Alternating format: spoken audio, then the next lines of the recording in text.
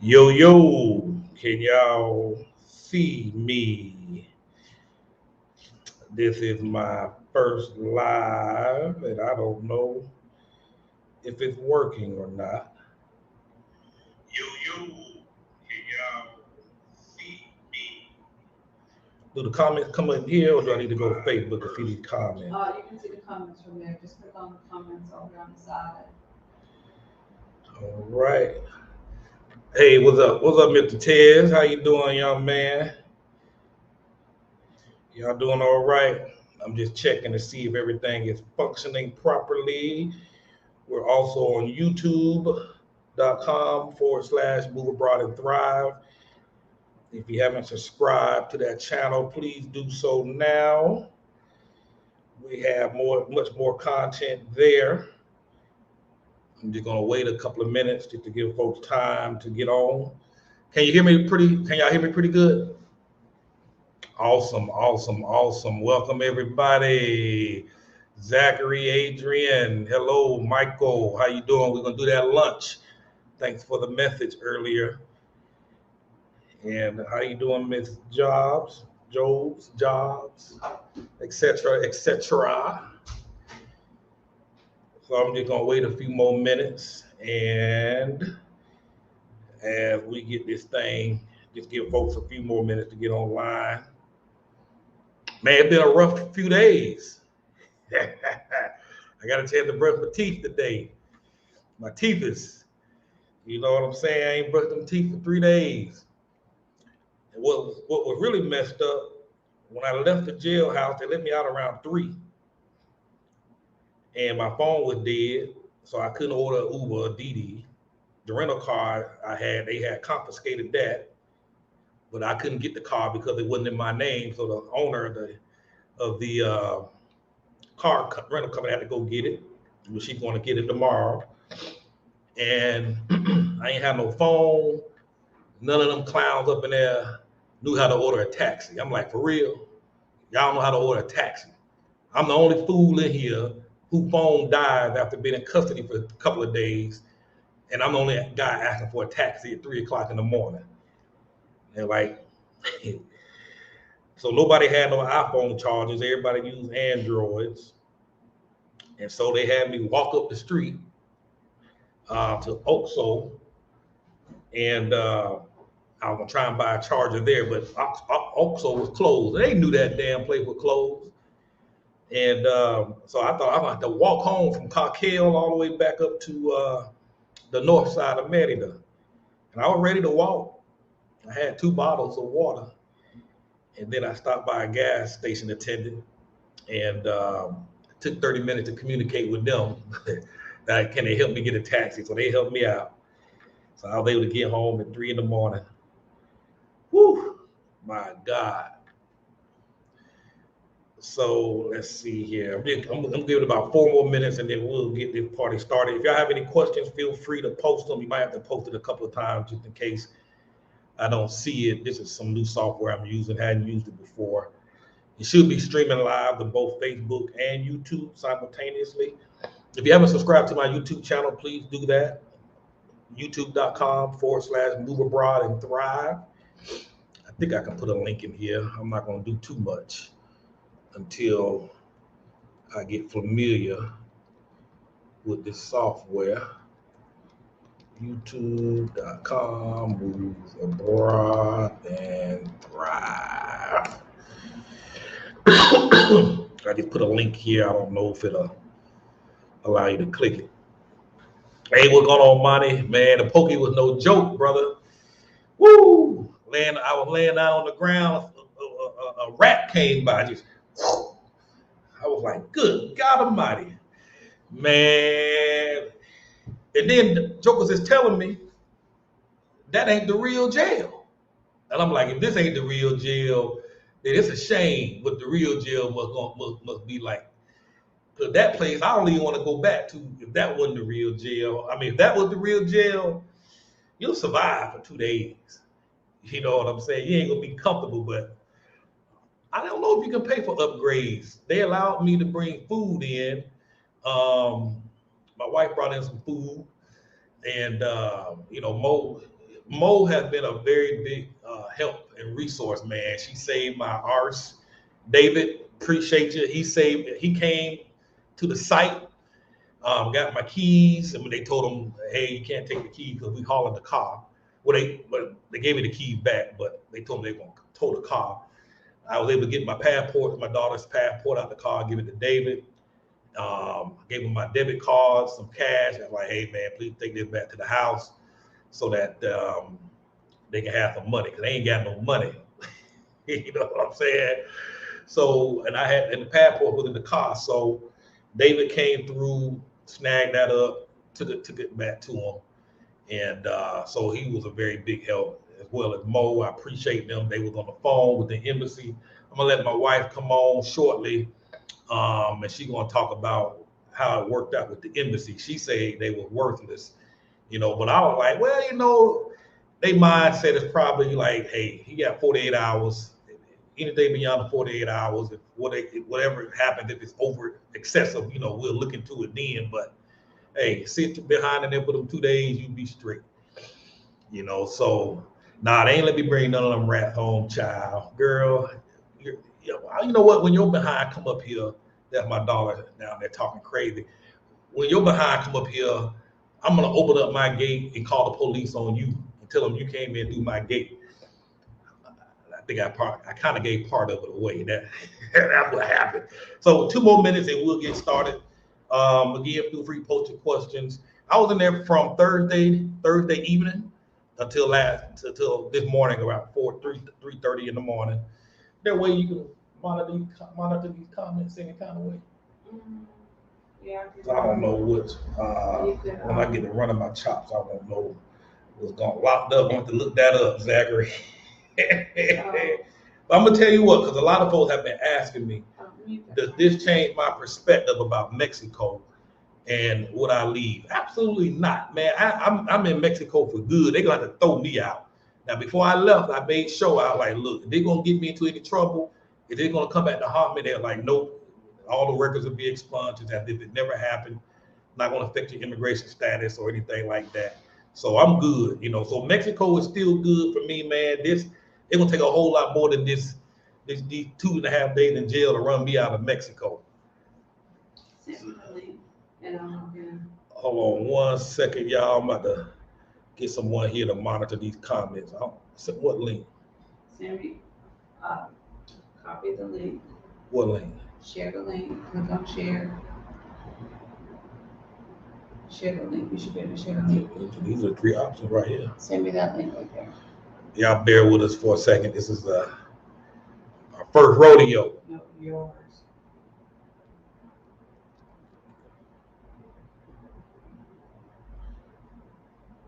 It's in the where? Just text it to me. Can't text it. Email it to me. I'm not allowed to. All right, almost ready to go, y'all. Just trying to. I know there's gonna be a lot of questions coming in, so I'm gonna have someone monitor these questions and comments and compile them in some kind of way. What email address? Yahoo. Yeah, that's fine.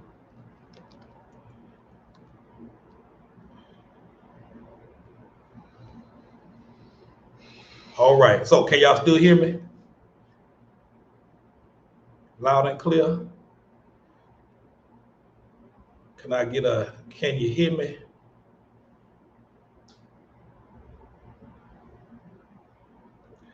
Can y'all hear me? All right. All right, so I'm gonna go ahead and get started. I just sent you the link. All right, well, give me about 2 more minutes, y'all. I'm sorry. This is some new software. I never used it before. I'm trying to.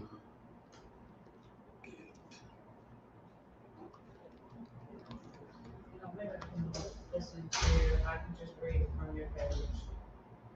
Hold on. Okay, all right. So I want to make sure I capture your questions and whatnot. I just monitor from your page and we'll just go from there. All right, so we're gonna go ahead and get started. Man, my air conditioner don't seem to be What's remote? more no cool air. You gotta turn it up, but it may be too loud. All right, so here's the deal. So what happened? All right, so Thursday afternoon, I was going to another expat's place to do a video tour of their home. It was in Francisco de Montejo.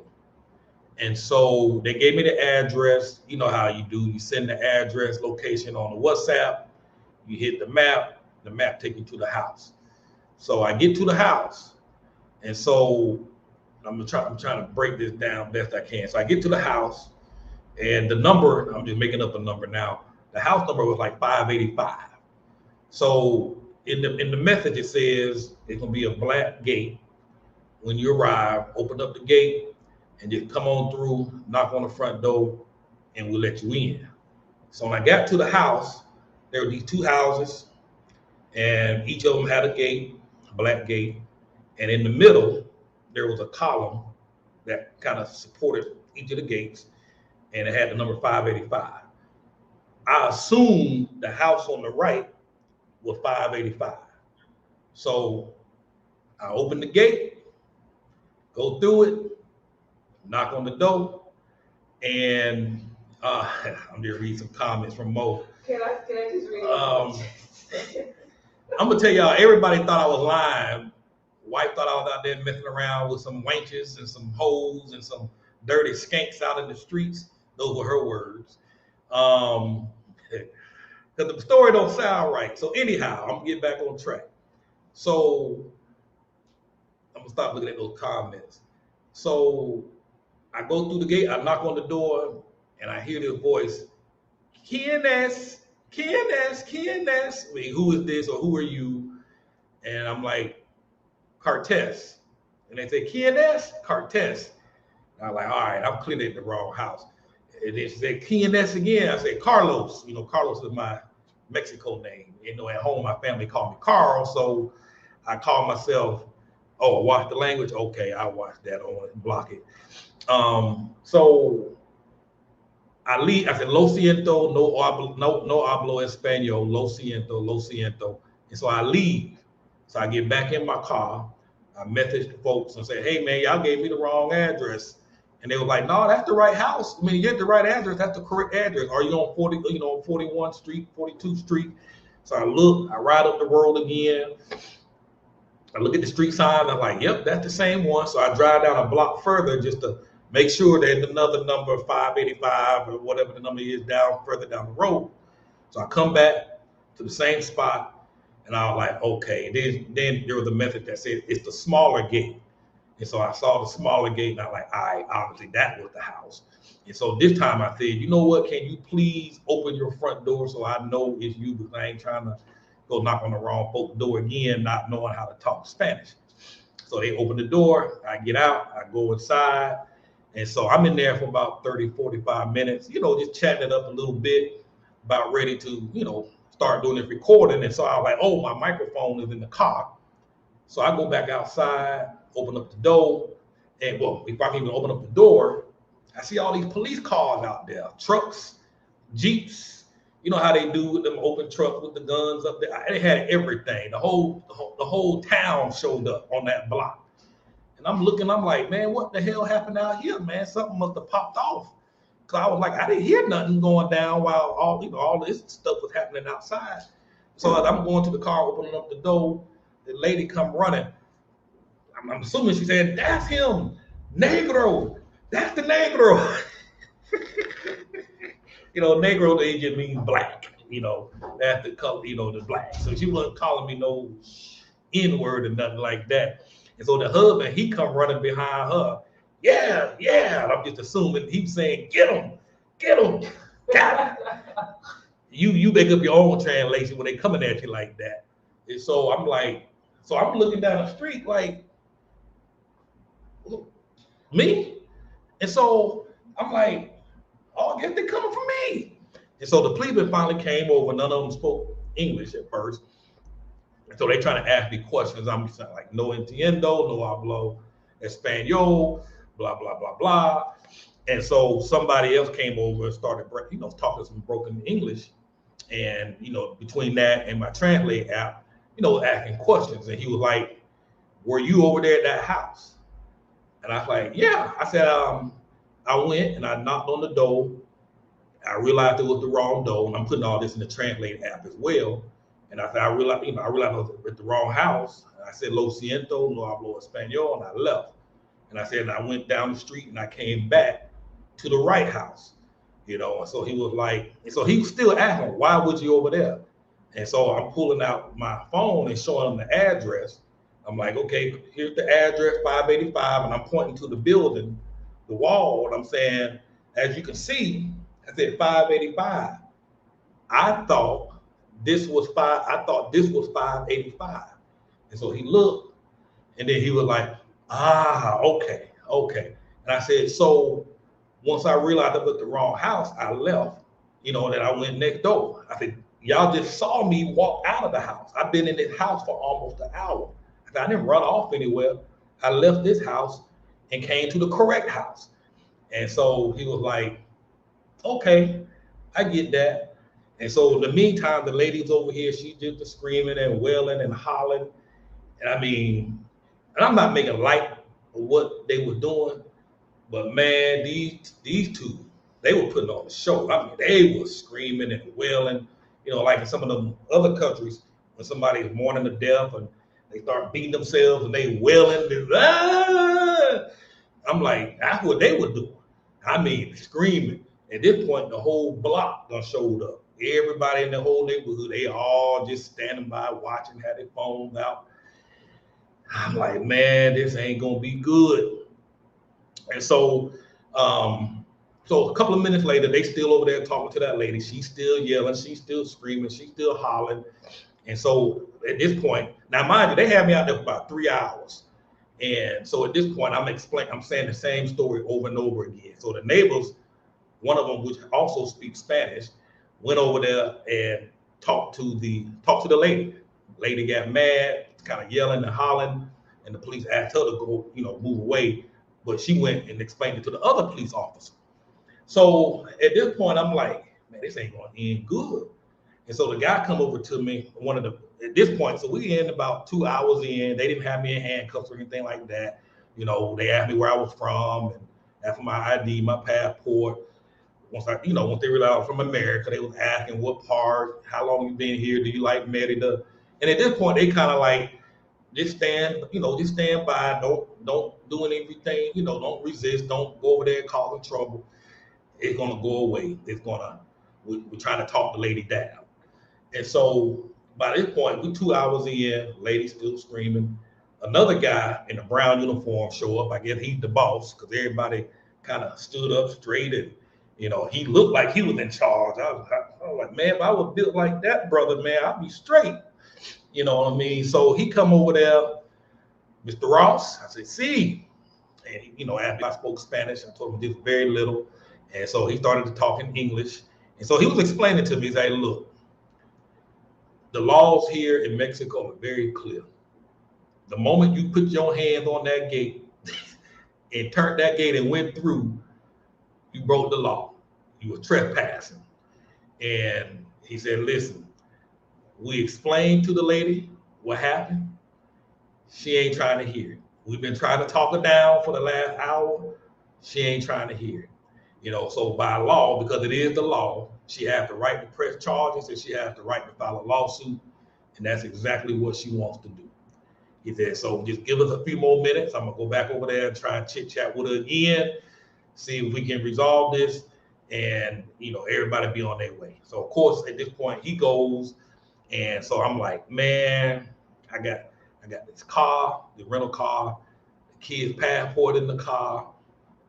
I got my debit cards. I got my money in my pocket. I'm like, man, I need to get this stuff out of my possession just in case I go to jail. I don't need none of this stuff coming up missing. So I messaged David. I was like, hey, dude, can you come pick me up? Come by where I'm at. I sent him the address. This is where I'm at. Man, can you come? I think I'm going to jail. And so he was like, what? And I'm like, I don't know. I think all these guys you hear in the background, that's the police. They taking me to jail tonight. And so he was like, I'll be there in 10 minutes. And so he got there, the cops explained to him what was going on. And then he went over there and tried to talk to the lady. And the lady ran him out. La, la, la, la, la, la. And again, the cop was like, all right, that's enough talking. She's done. And so, so the cop came back over there. He's like, man, I'm sorry. You will be staying with us for a couple of days. I was like, I'm like, dude, this was an honest mistake. Y'all saw me come out of the house. It's not like a thing where I was breaking in and trying to run and hide. Y'all saw me. Y'all have been out here for almost an hour looking for me, and I come out of the house I was trying to get to. Still wasn't hearing it. And he understood. I mean, he really sympathized, and he really tried to talk that lady down. For whatever reason, she wasn't hearing it. Now, the only thing I give grace to these folks, I ain't even mad at them. What I believe happened, because the only person I heard asking who is it at the door was that girl. I assume she was probably like 13 or 14 years old. And I'm just assuming now at this point, because there was an extra car in the driveway when in the parking, in the streets, when I came out the door. I assumed she was home alone.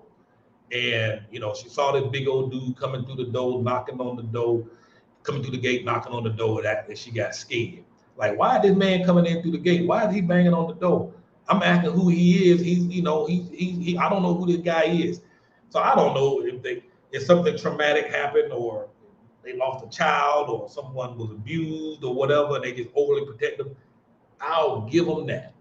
You know what I mean? Even with the story, I give them that because I understand little girl home alone, dude knocking on the door. She probably called mom and dad. They come flying home. Everybody's up in the roar about who was trying to break in my house. Why did this man come through my gate? So I give them grace on that. But once the story was explained 30 different ways, I just kind of wish they had given me a little bit of grace, but they didn't. So they so before they locked me up, I sent the message. You got that audio clip? Yeah. You want to play it? Okay. I'm gonna play the clip I sent, because I tried to call, they didn't answer the phone. Tried to call my wife. Now I tried to call my daughter. They ain't answer the phone, so I left a message on WhatsApp. And his voice was like he had been they crying. Gonna hear my voice. Man, please stop all that lie. It's right here. All right, I want to see if y'all can hear this. Cause I'm calm. I don't get all flustered. Hey, I'm sending you David's phone number. I'm gonna send you my debit card to him as well. It look like I'm going to jail for a couple of days. Went through somebody's gate and knocked on the wrong door, and so police is here. The lady's filing a complaint. So I'm gonna be gone for a couple of days. Were y'all able to hear that? I don't know if y'all able to hear that. Hopefully y'all were able to hear that. So anyhow, at this point, unbeknownst to me at that time, David had made his way there, and I'm just playing sound bites of what happened once they got home. So I guess he explains to my wife what happened. My daughter said he comes to the door standing like this. Is your mom home? I have some bad news. And so now Haley talking about she thinking I'm dead, thought I died. And so Kim come downstairs. Well, I'll let her tell it. You don't want to tell her? So you have to get up here, Charlotte. Natural's all back in. Ain't nobody gonna judge you with your dome. So anyway, I was asleep and I was actually getting up to go to the bathroom, and Haley came in the room and she was like, okay, Dad is here and he wants to talk to you. And I was like, why is Dad outside? Why don't he come inside? So anyway, I went downstairs, talked to David, And David was like, no, what? Excuse me. I went downstairs, and David was standing outside the door. Let me put some more light on you. You stop, Cortez. You Stop. So anyway, he was like, out. I need to talk to you about your husband. He's been detained. And the way that he explained the story, it was like this big man he just came to someone's house and just walked in, and it did not make sense. I'm just gonna be honest. I'm like, do you realize how crazy this story sounds? Do you realize that I'm not believing this? And I'm like, what in the world? What was he really doing? Where was he really at? Even I called my mother-in-law and I told her, she was like, what was Carl doing? Where was he? Because it sounds so far-fetched. In those streets. And I sent him this text, and I was like, man. I'm gonna read the text. You left your black ass around here before 7 o'clock. Why were you going to meet someone, probably some woman's house you had no business at to begin with? Now your ass is arrested. They may not extend our extension. We'll have to leave, and Charlie will be out of dance. You should have kept your black ass at home. Now, this is the prophet talking, y'all. So I'm like, so I thought I did see that message, because the police let me, while they were toting me around from building to building, they let me make one call from my phone before my phone died. And so I was able to make that call. And then I see that old foolish message. I'm like, guys, but listen though, really, if he told you, seriously, he got arrested, and this is how David explained it. He said that he would. What was that? David right there. What's up, David? Hey, David. She said you had a scare. Thought I was doing some craziness. Thought I was dead or something. Because he was like, he just knocked in the. I'm thinking he had walked into somebody's house, because normally if you knock on someone's door and you be like, oh, okay, I'm sorry, I'm at the wrong place, if they open up the door. He made it seem like Cortez had walked into somebody's house. And I'm like, this story just does not sound right. This is the craziest crap that I ever heard in my life, like really. But went down there. Well, okay, so I called the embassy. I could not get them on the phone that night. And they actually opened up the following day around 7:30, 8 o'clock. And I had to call them. They were no help whatsoever. But they did manage to actually call and get some things started. But it just seemed like they was just worthless. So I basically had to do everything as far as handling it, making sure, he got his medicine. But they were just absolutely worthless. So at this point, when I did call, when I got that one call, the guy was like, hey, I'm gonna give you a couple of minutes to call before we take you in this other building. So again, I'm reading that old crazy message. I'm like, man, I don't got time to be fooling around here with this nonsense. So I called. I'm like, man, put them kids on the phone, man. I don't got time to be having no conversation with you about some old skank and these old wenches in the streets. And so I talked to the kid. I like, look, hey, I'm gonna be in jail for a few days. Your daddy, all right. Don't listen to a damn thing your mama saying.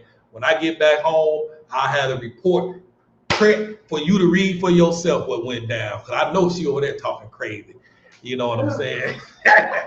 So that how that went down. So I got off the phone with them, and I told her, I said, look, woman, listen, I'm gonna tell you one time. Oh yeah, watch your language. I wasn't up to no doggone good, and I'll see you when I get out. 3 days or 35 days, I'll see you when I get out. You know what I'm saying? So at that point, I was glad to go to jail. Like, man, I don't got time to be fooling around with this woman. This is gonna be 2 to 3 days apiece. And so that's how that went down. So moving along, so I get to the jail, and And you jot some of these questions down. So- what's about? Just write it down. I'll address them in a minute. You want me to read them out to you as you get them? No, I'm talking about the relevant ones. Just That's jot them down. I'll I'll come find them, back. I'll pick them. So so they take me to the main jail. They process me in. You know, they had it outside for a while, handcuffed. Now, let me take now when them jokers had me in them handcuffs, they had me in that truck for about an hour. I had my hand behind my back. They just leave the door open, windows open, mosquitoes just flying all up in there. They're stinging me all on my face and my head. I mean, I got stung all in my head, my neck, my arms. I couldn't shoot them mosquitoes off. They just sitting there like it ain't nothing. I'm like, these mosquitoes ain't biting y'all. Y'all don't see these mosquitoes. Y'all just like, oh no, this is just a regular day. And so I done got bit about 50 times before I even got into the station. So I get to the station, they process me in, take all my stuff, take my glasses, take my belt, empty out all my pockets, count my money. I did get all my money back. So, you know, I keep hearing a lot of folks say they take your money. I got all my money back. They didn't take my money. And so, but they took everything. And, you know, I took my glasses. I told them I couldn't see. And they told me, you don't need to see. You're going to be asleep. And then you're going to be asleep for these couple of days. You don't need to see. So, so they take me to this holding cell. And they had these two long concrete benches and on each side of the wall. And I mean,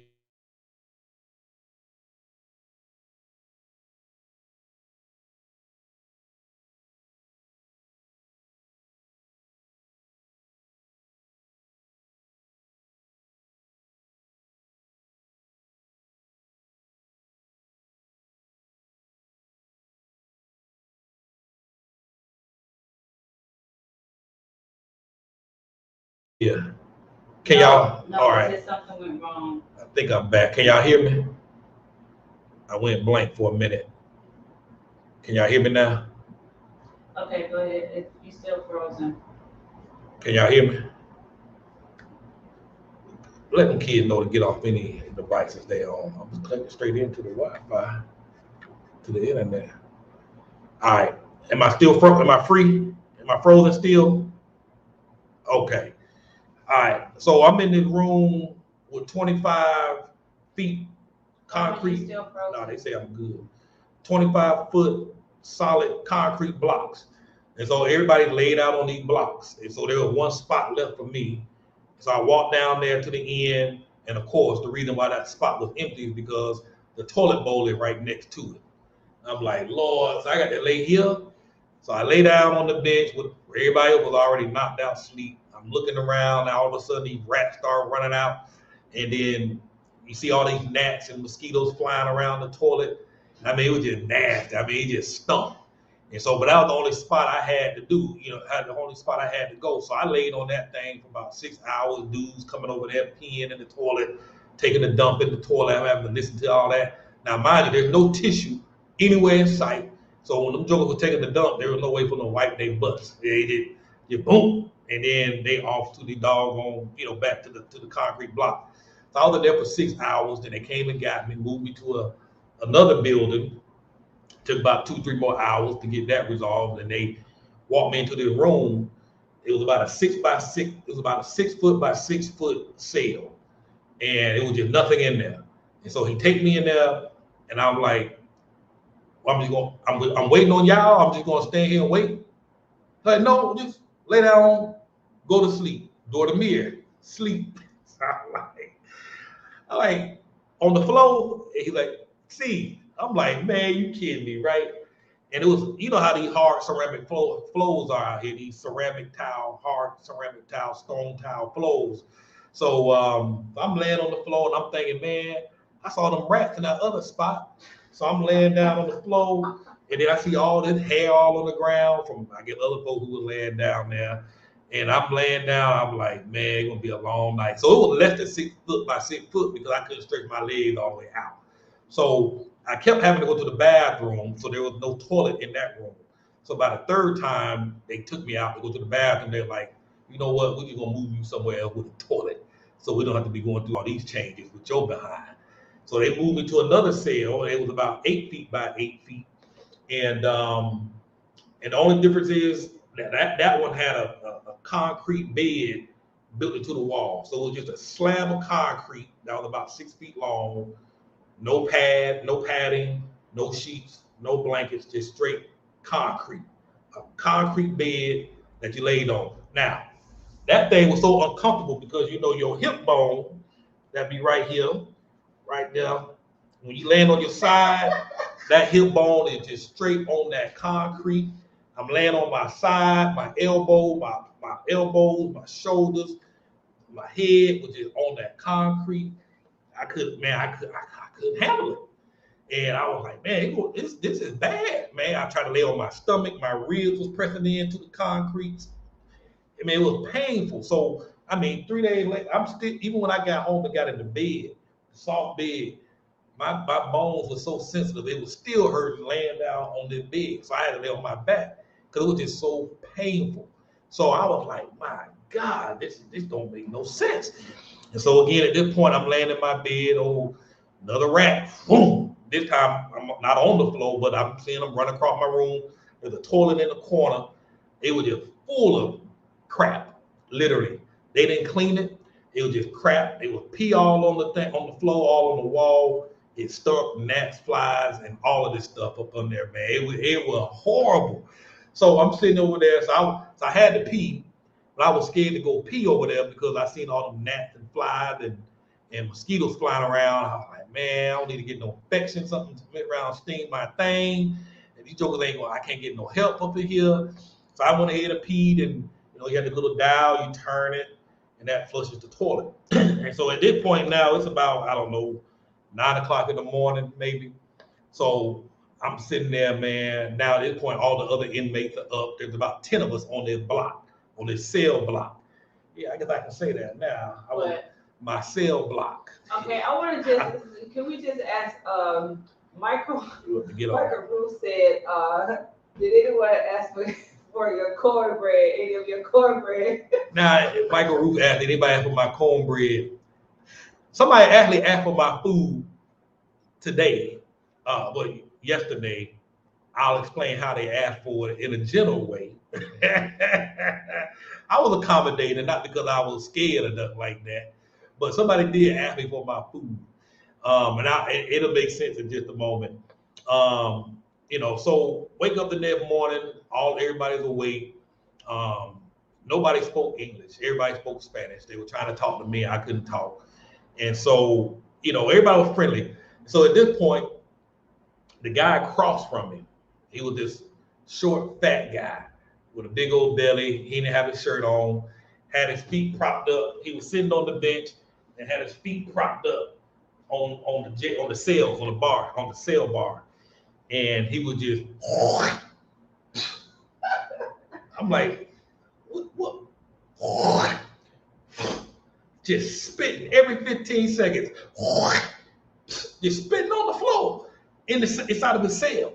And I'm like, man, if he doing that in his cell, what the heck did these jokers do in this cell? So now at this point, I'm just disgusted. They just literally every 15 seconds. And so I'm like, all right, this dude is disgusting. And so at this point, I was thirsty. I hadn't had nothing to drink. I ain't had no water. And so the man, there's a box. So what happens is when the inmate in the cell wants some water, they'll yell out, agua, agua. And then somebody with a pitcher of water come down, they'll pour you some water. So when he came out, like, oh, okay, I need some water because I'm thirsty. So he came to my cell motioning for me to get my cup. And I was like, I don't have no cup. Nobody gave me no cup. And see the fat kid across the hall who was he had a big old empty Gatorade bottle. He handed it to the guard. The guard took it, poured the water in the bottle, and he gave me the bottle. And I'm like, I'm supposed to drink this, dude.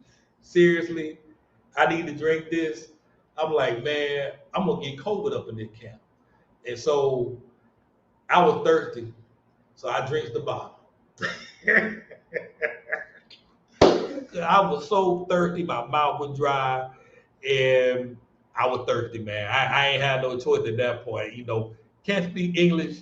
to them, I guess, in that jail cell, this is what you're gonna get.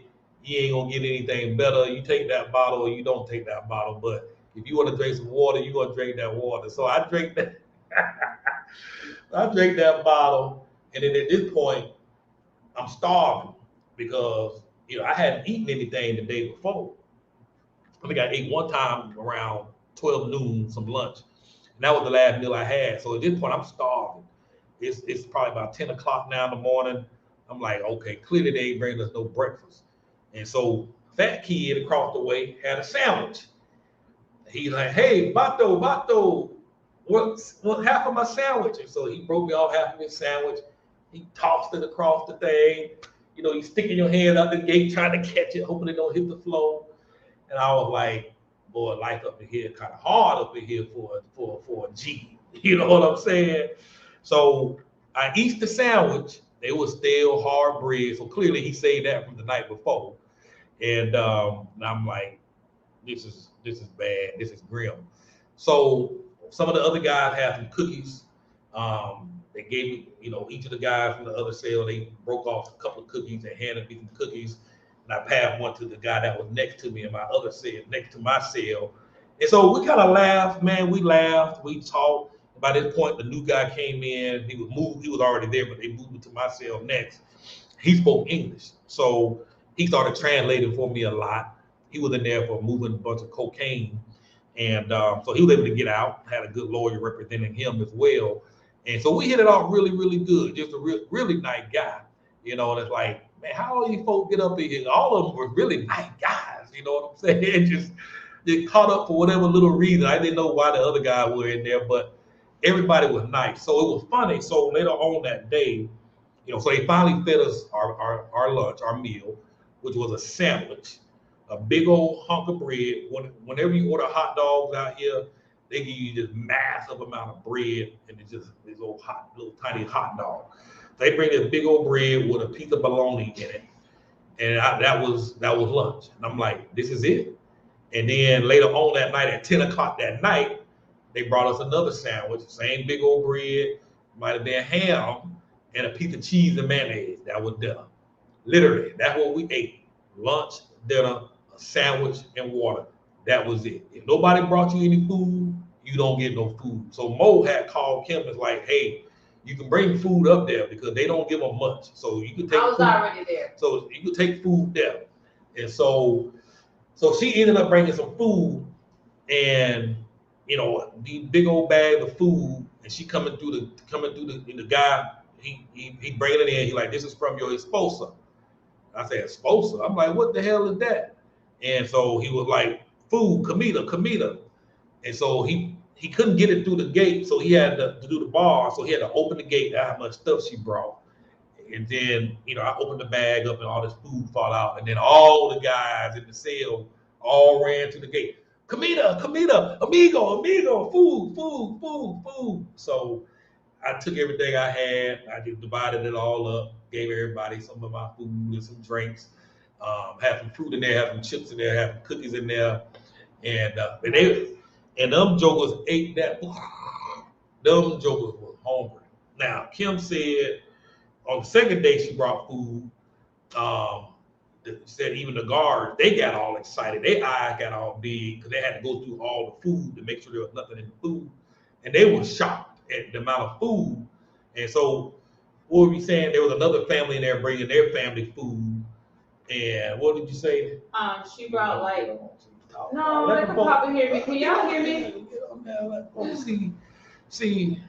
So so there was a lady, this was the second day, but the first day actually I had been down there. Haley and I got down there around about maybe 11:30, and I wasn't allowed to give you the food until that evening, so that's why it took so long to get you food. But anyway, the next day, this lady, she bought those little bitty bananas. There's only 2 of them, and they looked like they were just bad.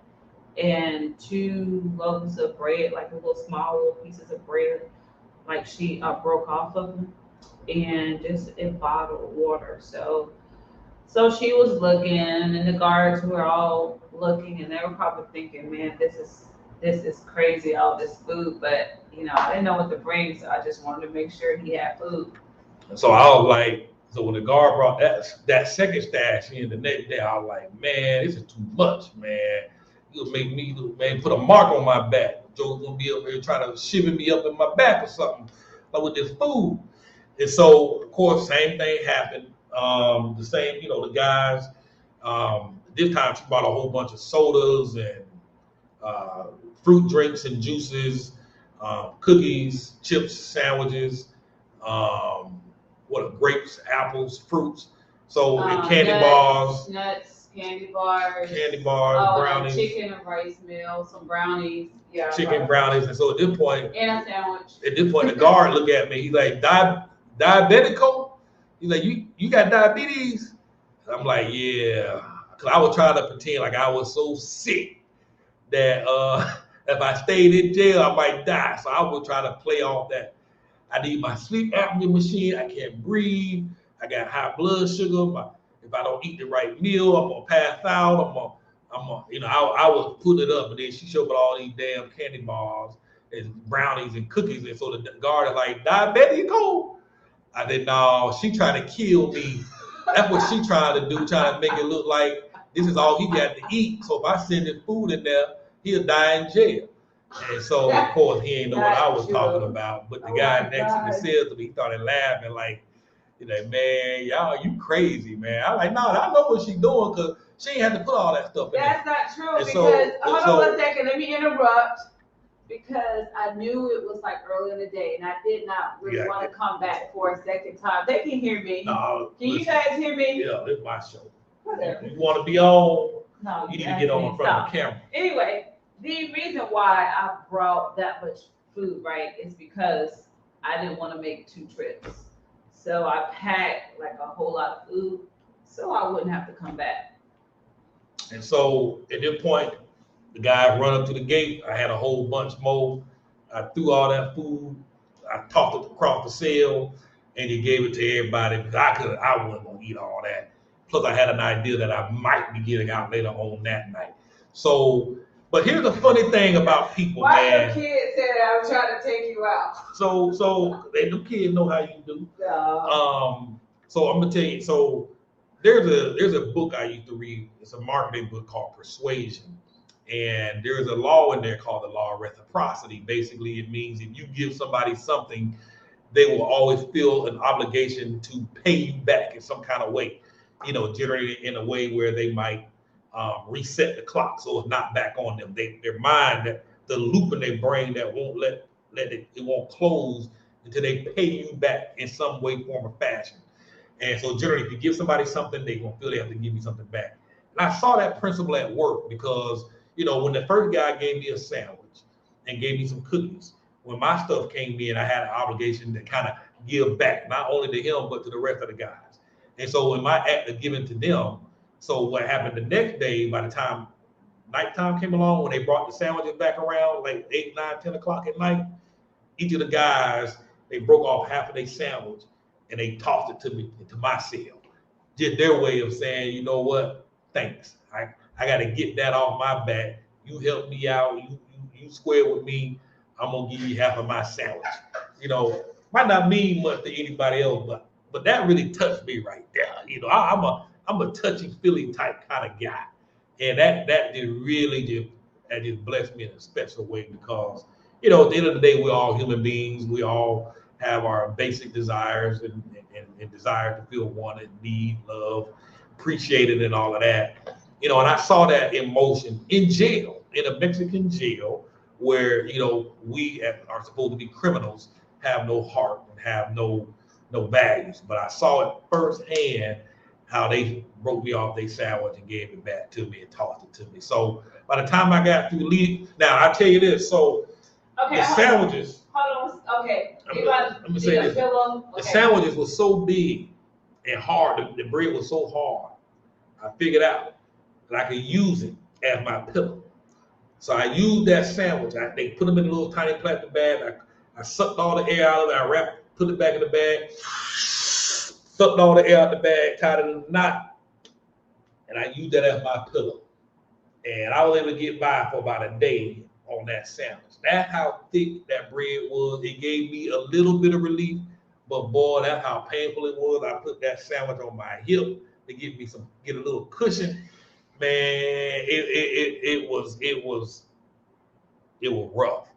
You know what I'm saying? So, man, it was a rough couple of nights. So, I mean, I literally, somebody have some questions or something? Patricia, I believe, wants to know, how did I know to bring food? I was told that I can, and it would be best. Yeah, so someone shared with her, particularly, and I know Mo reached out to her as well. And I was already there. I'm just sharing. Yeah, go ahead. Mo had reference to her as well. That look, you can bring food. It's advisable that you bring food because most of the time the inmates don't get much, and that's true. I saw that firsthand. All we got were them sandwiches twice a day. One sandwich, twice. One in the morning with no cheese. One at night with cheese and mayonnaise. That was it. And not just Mo did just tell me, it was also the attorney The who was who was helping me there. He told me to actually get you food and bring it to you. So yeah, so also one of the attorneys also suggested to it. Now they did give me a public defender, and they had a translator there. Translator was no good. I would have been better off translating myself. You know what I mean? But he said he had to be there to translate so that when I signed the documents, I'm like, you worthless, dude. I mean, really? And so he was there trying to communicate what happened with the attorney. And, so the attorney, I guess, went back and forth with the judge and the DA trying to work something out. So apparently, so here's what happened with the case. So the police, when they took me to jail, they said, by the time we got to the jailhouse, he told me that they had 24 hours to actually physically come to the Justice Center and file that paperwork. And he was like, at this point, they hadn't showed up yet. And since she hadn't showed up yet, she probably ain't coming. So if that's the case, you'll be out of here in 24 hours. But if she does come, then you're going to be 48 hours. But the fact that she ain't here yet, after raising all that commotion, she probably ain't coming. Unbeknownst to me, she showed up the next morning. And so she went in, filed a complaint and all that. My attorney and then the DA, they all got together. And the DA had decided, she was like, you know what? There's a bunch of bogus charges because they tried to get her to come sit down to mediation. They were like, what is it that you really want? Can we mediate this? We can bring them out of cell and y'all can have a conversation and come to some agreement on what you want. And she was like, I don't want no agreement. I want to press charges. I want to have a trial. I want to sue him. And so at that point, the DA said, this is a bogus charge. We're not going to pursue it. And so they absolved me of everything. They threw it all out. It was clearly a clear-cut case of just knocking on the wrong door. Moral of the story is, here in Mexico, if you stick your hand in somebody's gate and go through that gate without their permission, trespass. They can blow your head off. Now I know, listen, it was stupid of me to go through that gate, but I honestly thought I was at the right place. So I didn't have a concern or fear for safety in any way, shape, form, or fashion. I honestly believed I was in the right place because to me, it was marked clearly. Obviously, I was wrong. Moving forward, I ain't going to do nobody's gate. They're going to have to bring their behind to the gate and open the gate and let me in. Because I ain't going in nobody's gate after the day. Just some little simple thing I didn't know. You know what I mean? So that's just one thing to be mindful of. The police were very nice. I mean, the police were very, very friendly. The people inside the jail, the staff, I mean, they were very accommodating, very helpful, very, very friendly. I mean, very nice, very cooperative. Many occasions they took the cuffs off me and just kind of let me, be freed up a little bit. But we stayed in that cell all day. We couldn't go nowhere. There was nowhere to go. We were literally in them four walls from sun up to sundown. Didn't know if it was night or day. If somebody told you it was 4 o'clock, you didn't know if it was night or morning time. We was just in that cell. No exercise, no gym, no bath, no nothing. Just you in that toilet. No toilet paper in your toilet room either. So I kept it in for 2.5 days. I was like, man, I'm not sitting on that toilet, period. And so I made it through.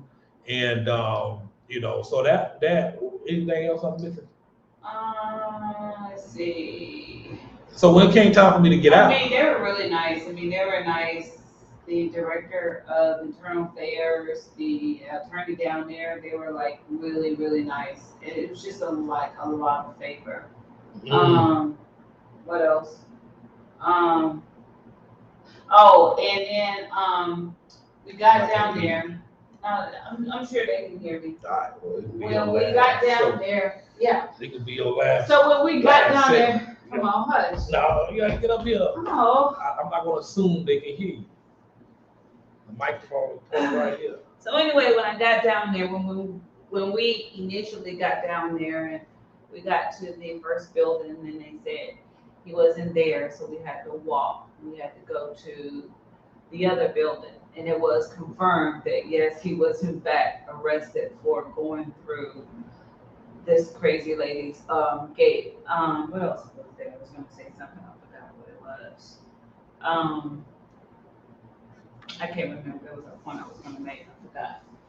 But yeah, so so I mean, it was so when I left the end of the night, when they let me out, my phone was dead.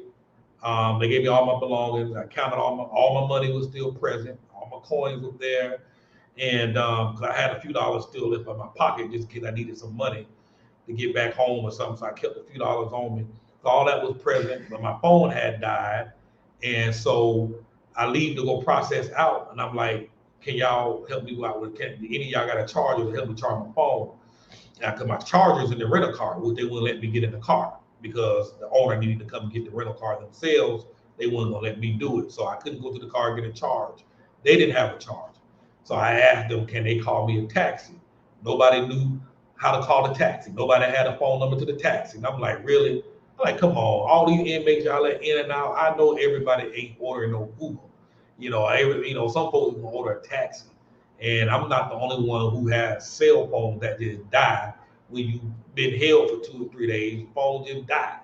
So it's 3 o'clock in the morning. He was like, well, they tried to call a taxi for me on, they did a search and nobody answered the phone. So he said, like, well, there's an OXO, like a convenience store down the street. You can walk down there, buy you a charger. So I go there, of course, that place is closed at 3 o'clock in the morning. And so I come back up, there's a gas station there, 2 attendants out there working the gas station. So I walk up to them, ask them if they can help me out with a taxi. It took about 30 minutes to communicate what was going on. And, they did order a taxi for me. The taxi came and picked me up and took me on home at about 3 in the morning. So, it was a long night. Just making sure. And if you have any questions, go ahead and. I want you to do what we talked about earlier. Why don't you go ahead and invite them up if they want to actually do a live interview with you, just kind of ask them questions. So just share the link and put it in the comments, and they can copy it and they can come online and you can invite them. It says share file, share screen. Yeah. All right, y'all, bear with me. Please don't close the window out. So we're gonna post the link in the comments, and if you guys want to come on the broadcast to ask him any questions, you can. Just you guys can come up. So I just posted a link. Apparently, you can click this link, and it'll bring you up on this platform. And you have to log them on the backstage. And we can chit chat with each other on screen. Everybody else will be able to see. So if you have any questions, feel free to click the link, and then you can come up. And we'll bring you up, or if you like, just post your questions in the comment box below. Okay, there's someone backstage if you allow Zach to just hear me do it. Yeah, there you go. What's up, Zachary? I think you got your mute button on. His mute's on. Unmute yourself. Okay, Zachary, I'll can you back unmute yourself? Okay, just go ahead and I'm gonna come back from you. Michelle, how you doing? Good. How you doing? Doing wonderful, wonderful. How can I help you? What can I do for you? I'm doing well. Wonderful, wonderful. Okay, what questions did you have tonight? I don't have any questions. I'm just listening. Okay. Okay, so you came up. So guys, if you have questions and you want to come up, just click on the link below. But yeah, so I mean, we're still learning the rules, we're still learning the laws, and somebody asked me earlier if I would leave Mexico because of my experience here, and the answer is no. I mean, I made an honest mistake. One thing everybody agreed, including the police, is that this was a rare incident. This was an overzealous woman who was, I don't know, had a beef to grind with somebody, and she was just angry. They felt that any other person, it wouldn't even have gotten that far. But in this case, it really did. So no, I would not leave on account of that, because again, Mexico has been really good, and the people are so friendly. And I've been here. It'll be 6 months on December 12th that we've been here. The people here just have been so great. You have, no matter where you're at, you're gonna always have a negative experience, and this was just happened to be one of my first ones. So it wasn't no biggie. It got resolved. I spent 2 good quality days in jail. I got arrested. I got a few days away from the wife. Because she like to argue with her brother. So I ain't nobody to argue with when I'm locked up in that cell. Just me and myself. Now, Come on, calm down. We getting all mad. Calm down. So we love it. We love it here. And I'm posting that link again. If anybody have any questions and you want to come up on the live chat, click on that link and we'll open it up to have some discussions. What are any other questions in here? If you have any questions, feel free to ask. I don't do these lives often. In fact, this is probably one of my first ones, and I want to get as much information as I can. Because living abroad, I tell you, man, has been a game changer for us. Our kids are in excellent programs, music schools, dance schools, and we have access to whatever we want. If I decide I want to become a chef tomorrow, or a certified chef, culinary, I can go to school here and become a culinary chef where it's much more affordable than it would be in the United States. So if there's a skill, if you want to learn graphic design, if you want to be a veterinarian or a vet technician, I mean, whatever it is you want to do, become a pilot, you can reasonably afford it. You can do that here. You know what I'm saying? So, I mean, there's so many options to pursue your dreams and your career. There's so many avenues in which you can go about that. I don't know how the universities par up to the universities in the US, but what I'm finding is a lot of people who move here and go to the universities here, they're not trying to go to the US to use those degrees. They're going to other countries where these other countries openly welcome the educate the, I'm trying to find the right word, welcome the credentials that these people get from the universities here. They're not necessarily having to take another year or two of school to get caught up as would be necessary in the U.S. So, I mean, you really have a lot of options available to you. So 6 months in, I'm still loving the place. I don't see us leaving no time soon. At least 4 more years before the little one is done with school. Give her an opportunity to pursue this damn thing as much as possible. And I mean, got somebody up here, Mr. Michael. What's going on, my man? Not much. How you doing? Doing well. What I wanted to say was, I don't have a question, but what I wanted to say was, um, you know, I empathize with your experience. I hate that happened to you, but I would rather go through that than have to deal with law enforcement in America any day. Exactly. When I say the police were nice, I mean these guys The whole time I was out, I mean, it took about 3 hours outside. They didn't put me in handcuffs until the absolute end. And even when they put the handcuffs on me, he regretted it. He was like, I'm Yeah. sorry, I have to do this. And, you know, and for 3 hours, they tried to bring this lady down. They tried to bring that escalation down. And at that point, they were just frustrated. It's like, you know what? She ain't budging. We got to do. But they were so pleasant. I mean, it blew my mind how pleasant they were. Like their hands were tied. You know, they probably didn't want to do that, but you know, they had to do what they had to do. Exactly. You know, so that was my first experience with law enforcement that close. I mean, literally up close and personal, even down to the part in the jail, in the detention center. Now, I imagine the real prison might be much more different, but at the detention facility, I mean, they treated us with respect. You know, same way they are in the stores. When you walk by, they buenos noches, buenos dias, gracias. You know, they always giving those basic greetings. And they were doing that to the inmates. You know, they passed by the inmates, they buenos noches, I mean, they were just very, very pleasant the whole time. So I mean, I honestly had no complaints about how I was treated inside the facility. They treated me, I got the same treatment everybody else got. You know what I'm saying? Nothing special, but none of it was disrespectful. Yeah. Well, I'm glad you made it out. I hope to see you soon, and looking forward to connecting with you. Likewise. This is Michael Ruth, right? Yes, sir. Okay, awesome. I got your message. So yeah, hit me up. We'll pick a day to go do some lunch and Okay. what to do. Thanks for your All right, comment. my man. I'll see you. Good night. Right. Good night. So yeah, I mean, law enforcement here, you know, definitely different. I just put a link down in the comment section. If you'd like to come up, ask any questions, feel free. And hey, while I'm out here, let me put this in here.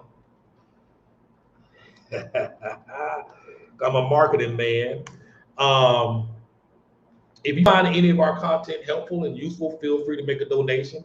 My cash app is the $Cartez Ross. I put it in the comments below as well. And you know, the folks that went to bat for me, David, Mo, a couple of other folks. We're going out to take them out for some nice drinks and get some margaritas. And you know what I'm saying? We just gonna have a good time and just laugh this thing off. You know what I mean? I appreciate them, you know, stepping up and helping me out because I was in a bind. So another tip, man, you know, get some phone, because when they took my phone, when they arrested me, they would not let me use my phone at all. Like I say, them two other guys, and they were taking me to the next holding block. They were nice enough to let me get my phone out and make a call. But they would not let you use that phone. I couldn't make no phone call while I was in there. Might have been a communication issue. I don't know. I can't imagine that's the norm. But they wouldn't let me make any calls. They wouldn't let me write any phone numbers out of my phone. So, and then again, when my phone died, it was dead. So I was thinking the other day, I'm like, you know what? I'm about to develop something or come up with something, you know, where I can put some phone numbers or something on the backside or some kind of case of the main phone number that I need to be able to get a hold of somebody. Because, you know, with this technology, we don't memorize phone numbers. You know, I didn't remember. I ain't know, man. I couldn't call if I didn't have. When I figured that I was going to jail, I quickly sent David that message, and I mean quickly I was like, okay, it's any minute before this is going down, because they act like they didn't want me to use my phone at all, and so I messaged him and I got on the phone with him for a minute and asked him to come down. If I couldn't get that off, you know, I kept telling the guard my daughter's in dance school, I need to call her. Like, no, you can't call. You know, so you got to have a backup plan and have some things figured out, because things can go south real quick. And it doesn't even have to be just riding through, walking through somebody's gate. You could be in a car accident. You know, I always make this comment: in the land of the blind, the one-eyed man is king.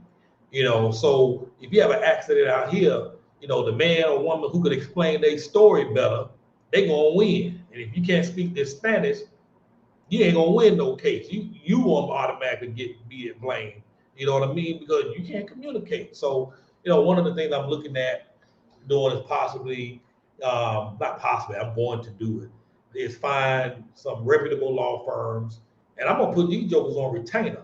You know what I mean? I was talking to somebody earlier today. I was like, man, maybe a couple of families can get together, 4 or 5 families, drop in a couple of $100 every quarter, every 3 months, put in $200 toward the law firm retainer. We talk that's like $1,000 a quarter between everybody together. That's $4,000 worth of legal services. The lawyer fees are very affordable here. So, I mean, they easily get 30, 40 hours out of that. So if anybody in the family got into any trouble, we can we have that counsel on standby. That's the benefit of having a law firm on retainer. When you call them, they get their butts out of bed, they come down to the jail and they work it out and let them work it out and let them figure it out. Same thing with the car. If I'm in a car accident, I need you to get down there ASAP and talk on my behalf. What's up, Miss Kimberly? How you doing? Hi, how are you doing, Curtis? How's everything? Wonderful, wonderful. How are you doing? I'm good. I commented on your live, and I really enjoy your videos. Thank you. I lived in Mexico for 20 years, Wow, and 20? I grew up there. Uh-huh. So I just wanted to give you a little bit of advice, but that what you went through, especially Merida is a place where a lot of people know each other. Mm-hmm. There's some neighborhoods you're going through, and I know you like to tour your houses. I know you love those houses, the tour and everything, but you may be going through some neighborhoods with some influential people living there. So I'm not going to elaborate, but in me growing up, I grew up with most of the well-to-do people, and I grew up in Sonora on the other side. Okay. So just to let you know that, to have somebody ride along with you is the best thing, and have them go to the gate, Exactly. Especially if they saw you as a mark right away, because they knew, one thing, he can't speak Spanish. Number two, he's American. We're gonna get some money from this guy, this brother right here. We're gonna get some money from this brother. So that La Mordida is real, even for the locals. It's real. It's real. And having a lawyer on retainer, I'm not so sure is the best thing, but knowing the locals, and even knowing a few influential people. There's a woman by the name, I can't remember her name. She has a Instagram page, Mid City Beat, and I think she's been living in Merida for about 5 years. Okay. And but she knows the influential people in Merida, and that's kind of the way you have to roll. They're almost Arabic in their sentimentalities in Mexico. Wow. Yeah, you get invited over to have dinner and sit down with people. You have to be invited to tour real estate. You don't just go. You know how in the United States you can just drive up like, I see a house for lease or for sale. You just drive up and get out the car. Not in Mexico. Not in Mexico. I just wanted to share that with you because you weren't being targeted for your race or anything. It was just they see cash, they see cha-ching, and that's the first thing they see, and they're like, she really put on a show. Oh my God. And I hate that you had to go through that, all the stuff that you went through, but it could probably have been avoided if you just had somebody local with you. You really don't have to put a lawyer on a retainer. You just have to get to know the people and I'm talking about some of the influential people, not police or anything, but just people that might be influential. And if they know you, then that's somebody you can call. If they know you, then automatically law enforcement knows you. Wow. So yeah, that's how things are done there. It's a different culture. Like I said, they're almost Arabic in their sentimentalities. Really good.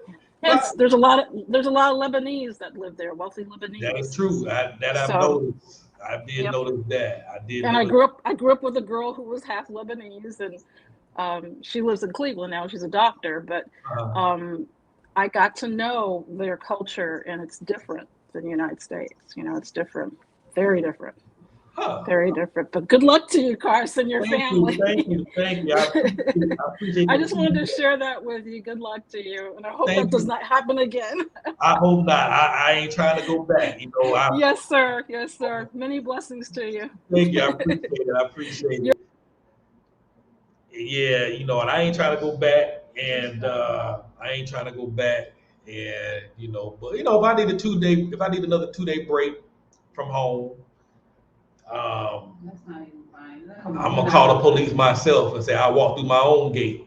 Well, we don't even have a gate, and come get me. So anyhow, I appreciate that comment from Kimberly. You know, I've had quite a few people send me messages asking if I could, if I felt it was because I was black, and I don't think it was. I didn't get that impression. I really genuinely got the impression that the young girl was scared, and I do believe when they realized I was not from there, more so American, that it was an opportunity. That's the impression I got. I honestly don't think it had anything to do with my race. I had quite a few people ask. You know, we do stand out, and I tell you this, oftentimes when people ask me, when people walk up to me and ask me, "Where are you from?" You know, because the lady heard me talking, and that's when she realized I spoke English. It was probably American, but until I open my mouth, nobody ever assumes I'm an American. It's after I tell them that I'm an American that they're just totally shocked. They just, I don't know. I guess maybe they think I'm Haitian, maybe they think I'm Cuban, maybe they think I'm Colombian, maybe I'm thinking I'm from south of the border. But the last thing on their minds is to expect that I'm an American. It's only once I tell them that, their face light up, they start engaging. Where are you from? And that generally leads to, I've been there. My sister lives there. I got cousins who live in this place. I got cousins. They're genuinely excited to talk to you. That's how I was when I was in jail. Once they found out I was American, we had lots of conversations about where I was from and where they lived, where they worked at. And, a lot of these guys practicing their English, so it was always a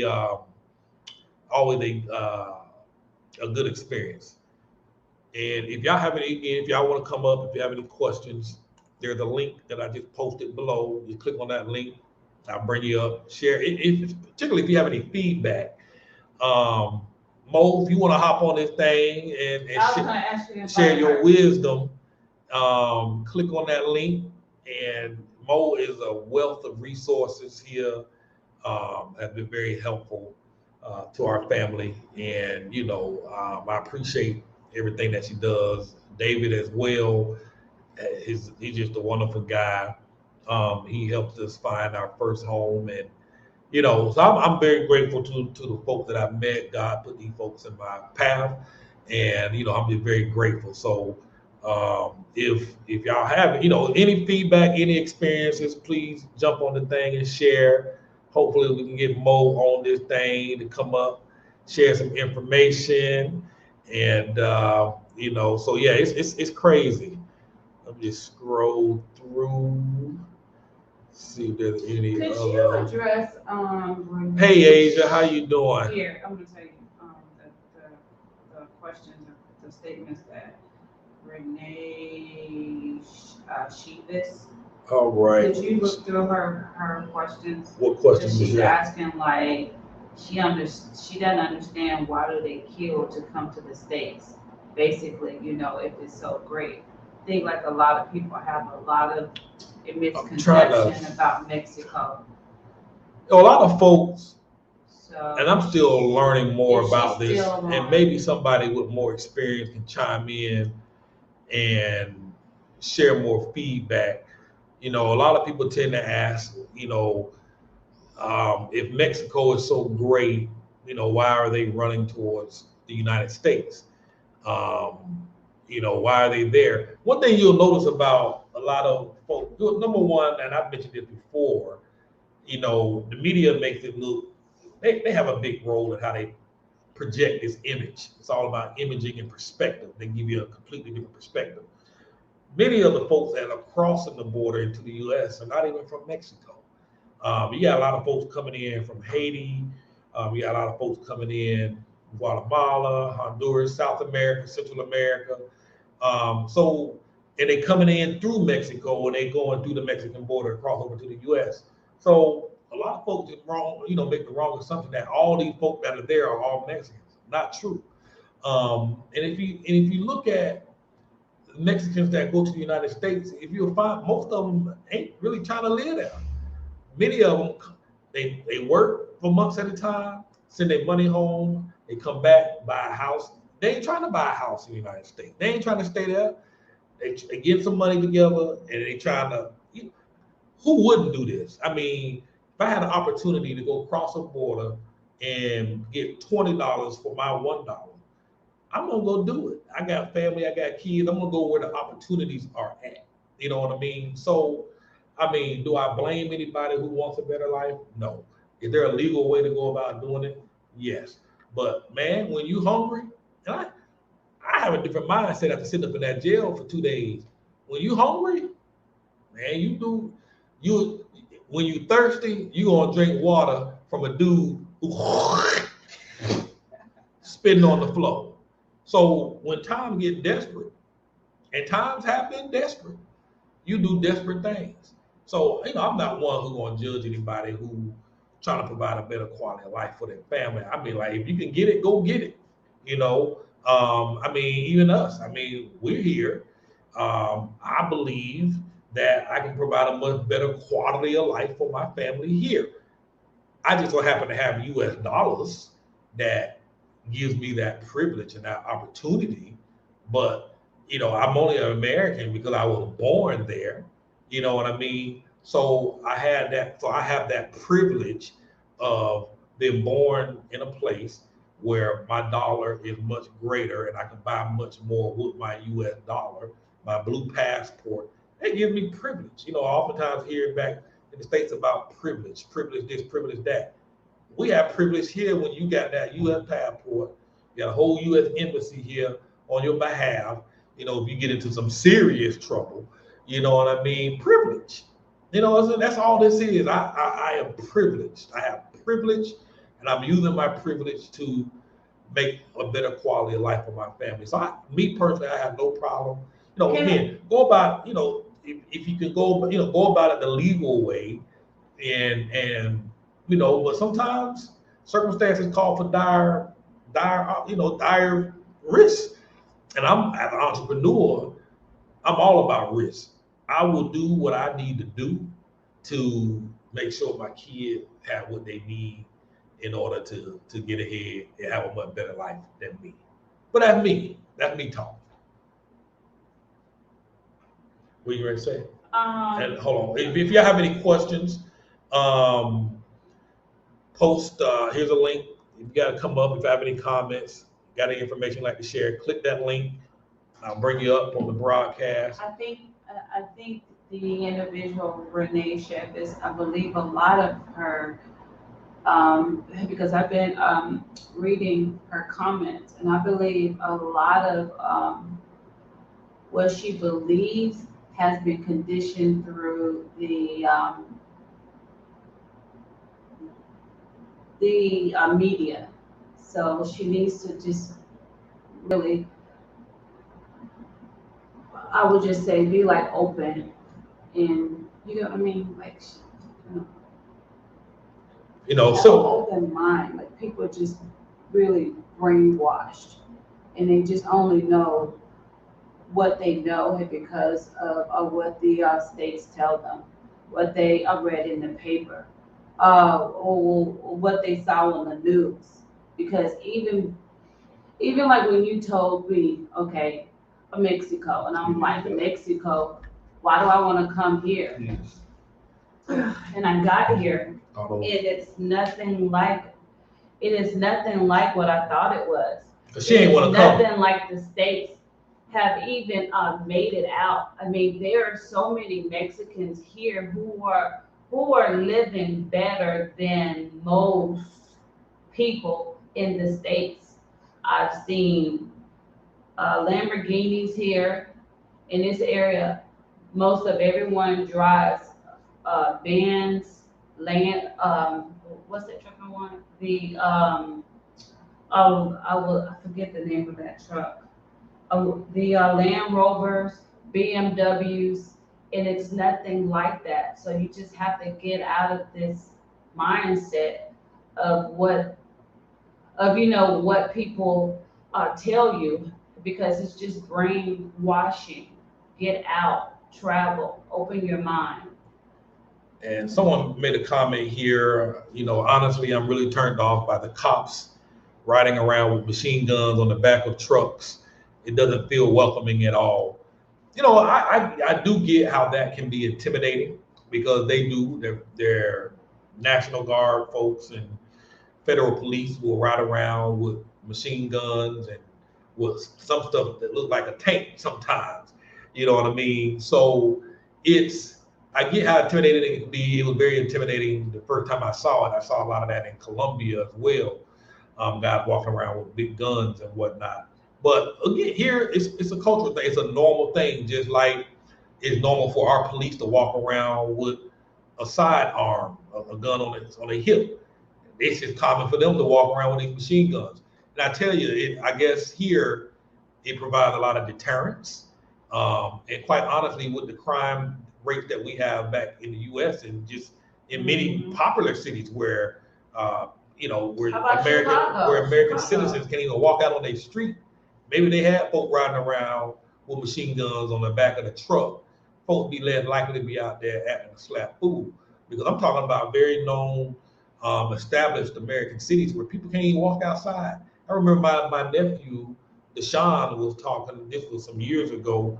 He was coming home from school and got jumped by 3 or 4 kids, pulled guns on him. Now, this is a kid just trying to come home from school, trying to go to school and do the right thing, but can't even come home without getting robbed. I mean, this is in American cities in 2021 that this stuff is going on. So if it takes somebody riding around with some bazookas, hey, I'm all for it. I know we want less police, but our crimes, our statistics show that what we got going on ain't working. Maybe at some point we need to start throwing jokers up in jail and leaving them behind up in there when we know for a fact that these crimes have been committed. You know what I mean? So deterring crime by doing certain things go a long way. Like health. There's some preventive things you can do to prevent from getting sick if you knock it off early. So that's the same thing with crime. Mo said, and I wish Mo would come up. Mo, please come up. Mo said that night that they took you down, it was only one person that night who got arrested. Guys, one person in Merida, the entire city. Now, can you say that happens in the state? Mo, please come up and share this information. Please click the link and come up and share that. Yeah. One person got arrested that night. And Renee just posted, Mexico is one of the #1 retirement spots on the planet. It's just so confusing to see people flood the U.S. from there. It is a nice spot, or a nice spot for some, because it is the #1 spot. That's another thing. You'll find that so many folk from other parts of the world flood into Mexico. It is a haven. This is where they come to vacation. You never hear on American television about going to vacation in Mexico. Now, you might see some ads ran for come to visit Cancun, but these are resort agencies getting cuts of commissions off of folk buying tickets.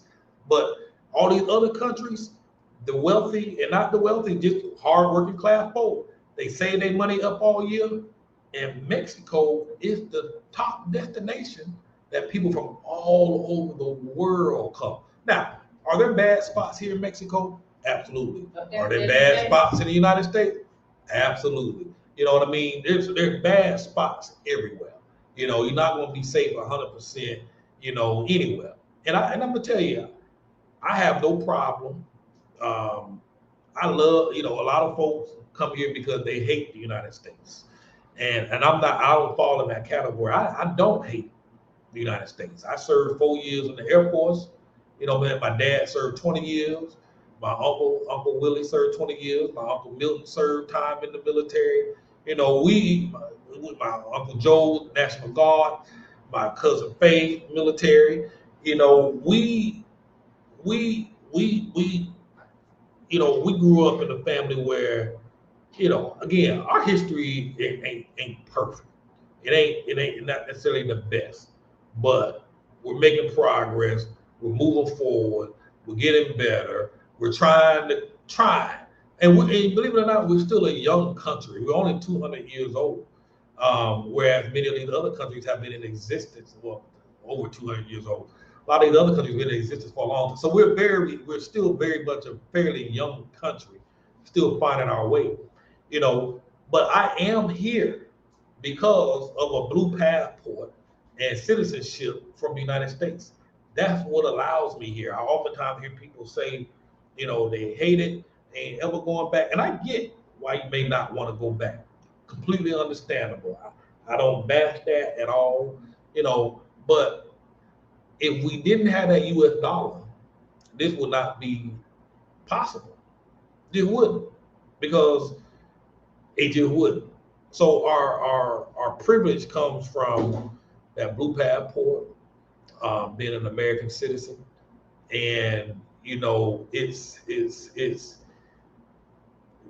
we, as the parents of our children, or if you're going to have children in the future, we have to prepare the path for our kids.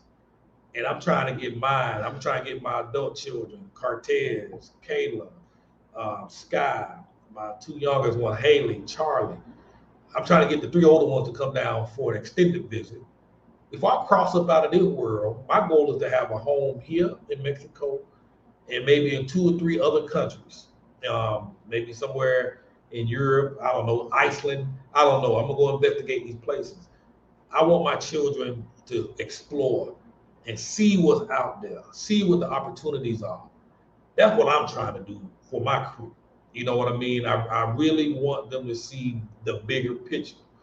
We can't stay in this closed bubble.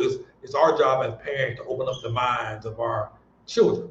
It's not the government's responsibility to do that. We have to take control of that. And schools ain't designed the way, schools, they had their own agenda when they were designed. Schools, it's not for broadening your child's mind. So we got to do that. And so I hope, and I won't know how this will play out long run. I hope I'm alive 30 years from now to see what these children of mine become. But I'm making gambles. I'm taking risks, trying different turns and ventures in hope that it gets them off to a good start. You see what I'm saying? So I don't know. I know I'll be rambling my mouth. You know what I mean? I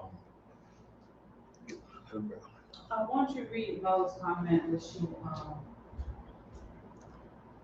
I'm trying to get back. Navy vet, thank you for your service, Here, sir. Michael here. Roof. read Mo's comment about that one dress, because that's what they told her.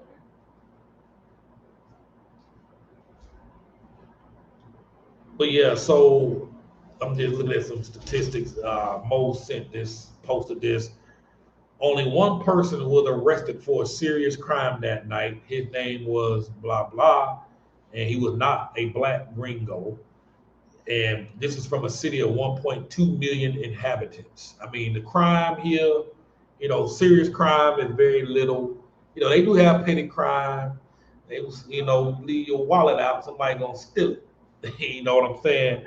But overall, man, the folks here are pretty nice. I hear folks are quick to sue over minor things. It's pretty whack.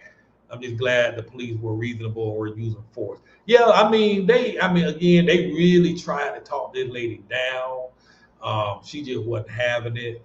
And, I believe in karma. I believe what goes around comes around.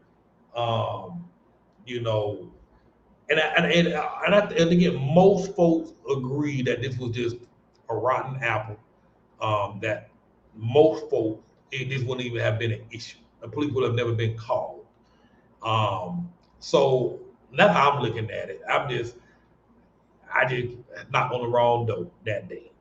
You know what I mean? And I dealt with that nonsense for a couple of days. But hey, what came out of it? The video, some good content, some tips on what not to do so that you are in the know, and make sure you carry your passport on you along with your little FMM card. So I have a Ziploc bag. I put this up in each of my kids' stuff. I got my passport and I got my little FMM. That what it's called. I got my little. This is a little paperwork they give you when you leave the immigration place. I want my stuff showing up on here. This is the stuff so you got to have this on your person when you walking out and about. If you don't have this and you just have your passport, you run the risk of being behind taking the immigration. You going down. So you got to carry both documents on you at all times. You can't have one without the other. A friend of mine got picked up and was put up in detention because she didn't have that green piece of paper. You know what I mean? So make sure you have that. Immigration is cracking down. If y'all have any questions, click on this link that's in the comment box. I'm about to post. I'll bring you up. You can ask your questions. We can talk. If you have anything to share, anything from your experience, please click on that link and I'll bring you up. A young lady sent down a message to me today. She just flew in, I think a week or so, 2 weeks ago, and she just so happened to look at her let me see what the name of this thing is. She just so happened to look at her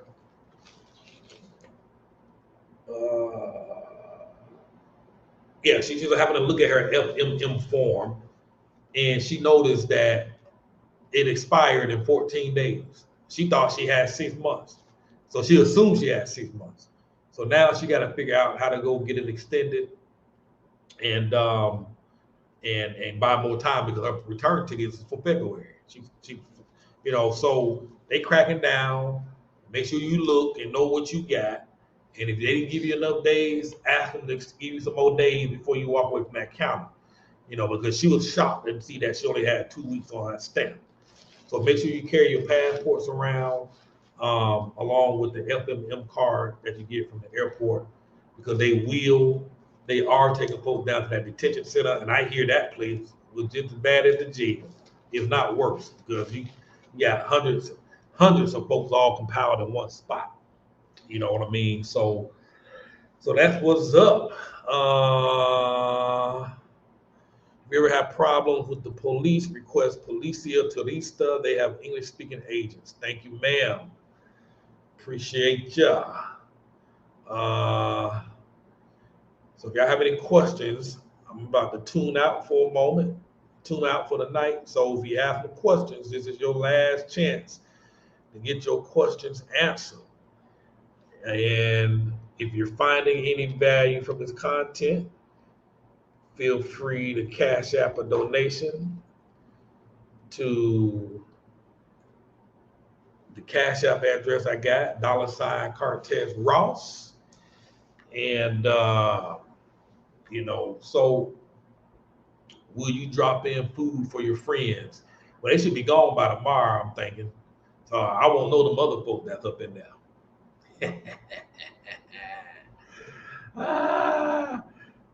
Lavelle says Mexico is going to be a superpower economically in the future. Believe it or not, they currently have the number 15 largest economy worldwide. Not too shabby if you ask me. I agree.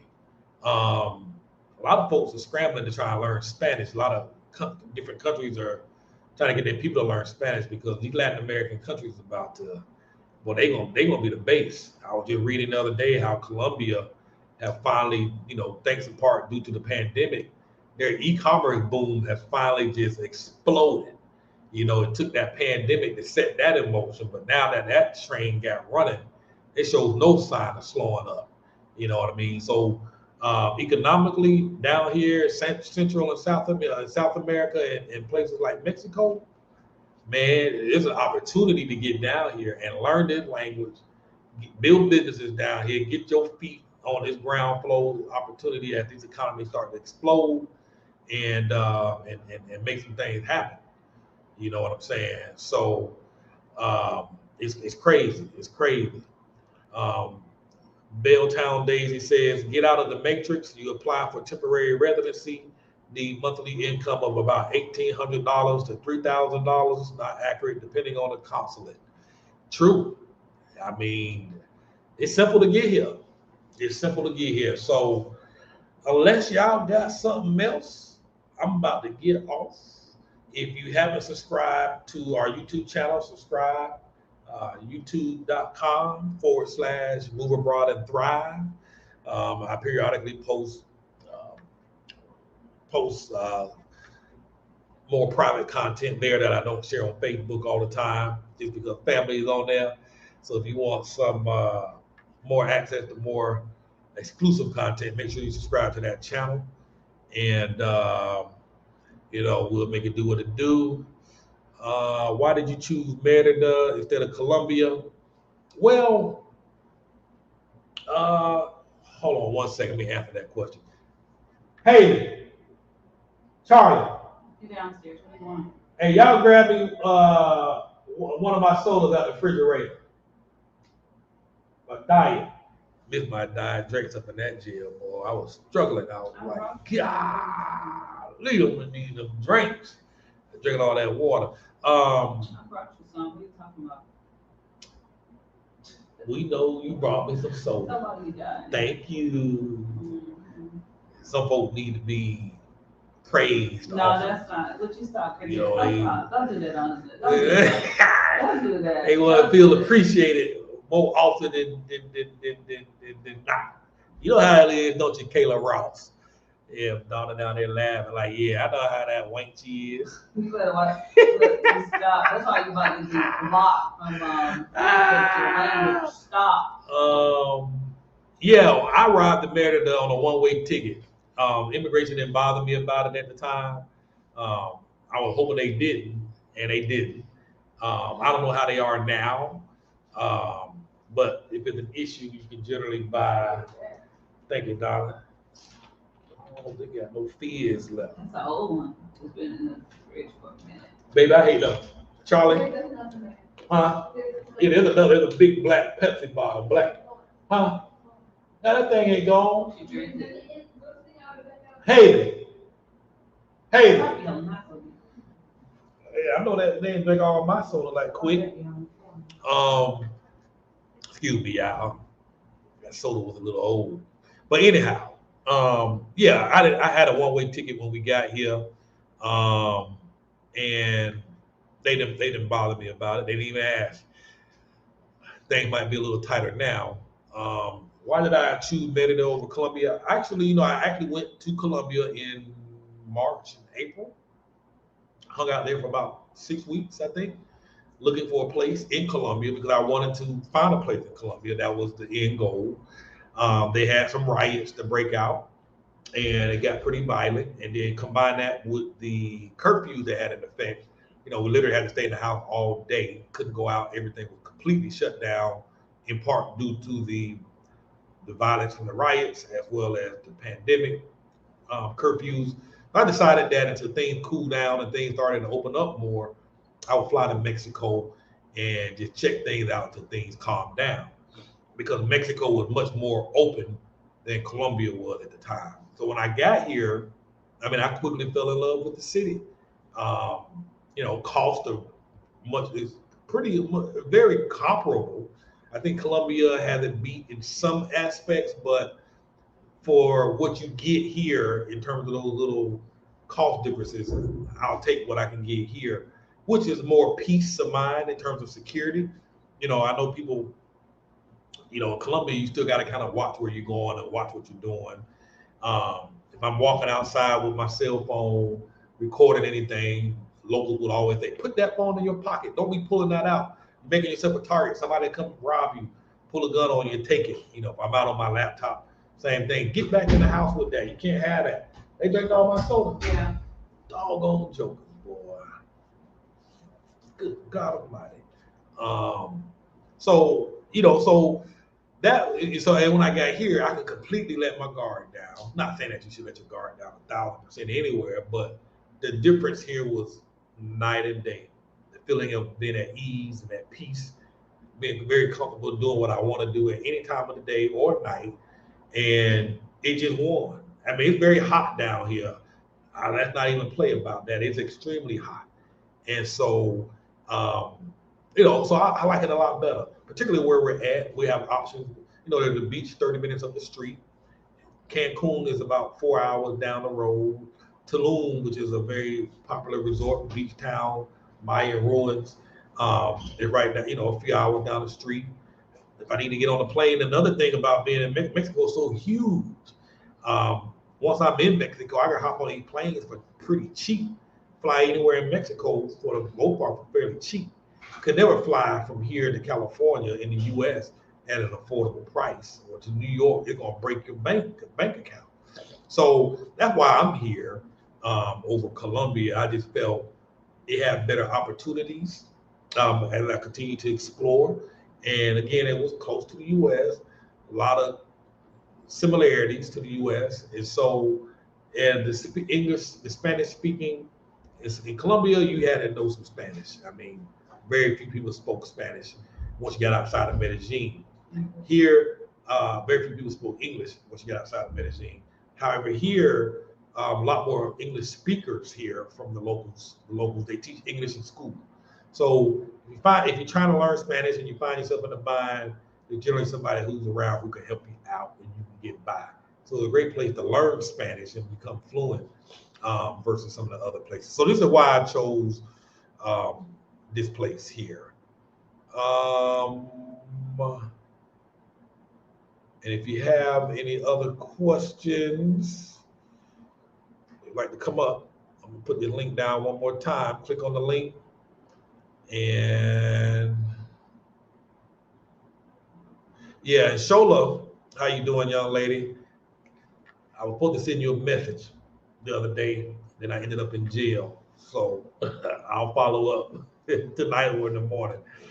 Shola says, I recommend having the WhatsApp info of a lawyer in your WhatsApp and go to that. And I agree. Also try to have a friend who speaks Spanish. And in this case, that was David. Can you copy the link again for Mo to come up, because you said you don't see the link. So can you paste it one more time? All right, I just posted this link. So yeah, it's an amazing place. I think Ms. Mo will jump on here and share some wisdom. This is a great lady to listen to. She got a lot to share. Hopefully she can see this link. I just posted it on. But yeah, have a friend handy who speaks Spanish. And that came in handy. David, when he got there, he tried to talk the lady down, but she wasn't hearing it. You know what I'm saying?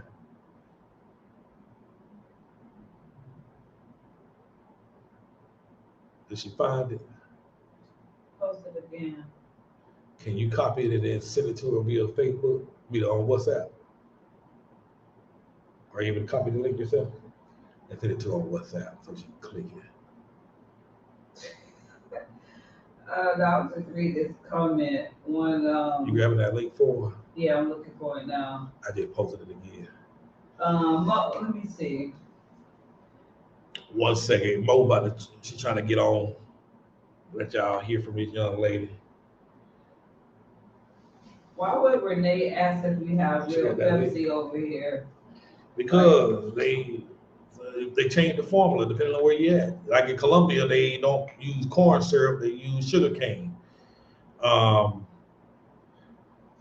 don't know what it is here. I don't know if they use sugar cane here or not.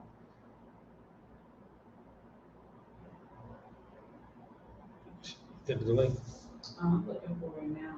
You can't find it either. Huh. Maybe they don't show it on the. Hold on, y'all. Bear with me. I'm trying to send a link out. I email it to you.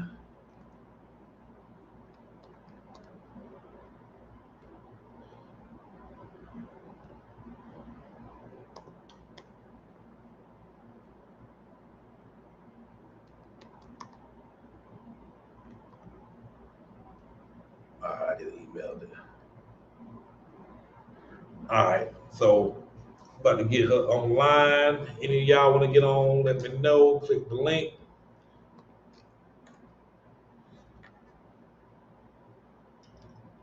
You just sent me a message. So you want me to send it to her? Yeah, send to her WhatsApp. Tell them I'm sending it to her. Mo Kim is about to text you the link via WhatsApp. Hopefully she'll be able to click it. I think you'll have to close out your. You have to close out of Facebook once you click that link. It's Mo stale soda. Because it's been there since last week. Kids be drinking my stuff. No, it's not difficult to move here.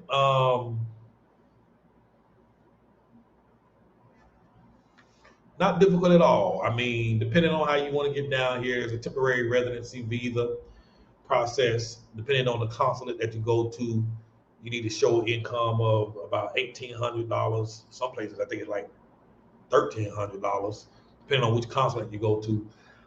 Show monthly income for the last 6 months or 12 months, again, depending on the consulate you arrive to in the United States. You have to go to a consulate in the U.S., set up an appointment, bring bank statements, fill out some paperwork, and it's a pretty simple process. I believe it's like $40 a person. And then when you get here, I think you pay a couple of $100 and, you know, you here legally. You know, come check it out for 6 months. Come check it out for 3 months. And we can go back home and see, you know, if this is an option for you.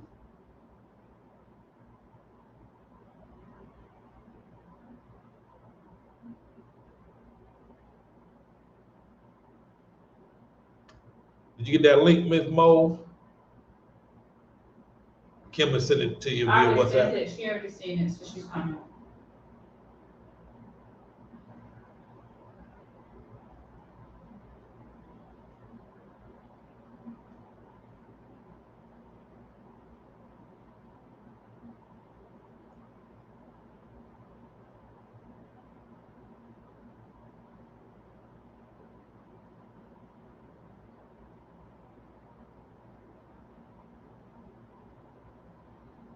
Alrighty.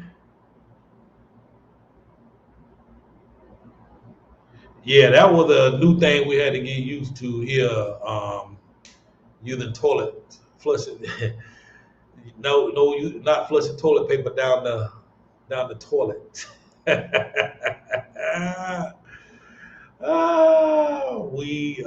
It took a minute, but we got adjusted. Like anything, you're gonna adapt. You're gonna adjust. You know what I mean? I don't know why they do that, but it's the same in Europe. You know, a lot of places in Europe they don't flush toilet paper down the toilet. It's not just Latin American countries. So we talking places like Paris. We're talking places like Spain. We're talking places like London. They don't flush toilet paper down the tube. You know. Yeah, U.S. is one of the few countries that actually do that. Miss Mo in the house. Hey, How you doing, young lady? nice to see you out of jail. I am free. Libby Tard. How do you say that in Spanish? Liberty. Libertad. Libertad. Libertad. See? Libertad. Libertad. Something like that. You definitely need to take some Spanish lessons. See?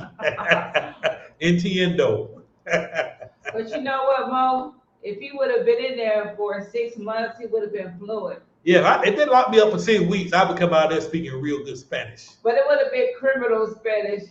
Yeah. I'm sure he would have known where to buy drugs or firearms, everything.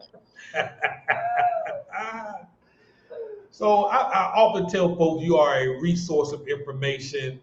I'm just reading comments down here.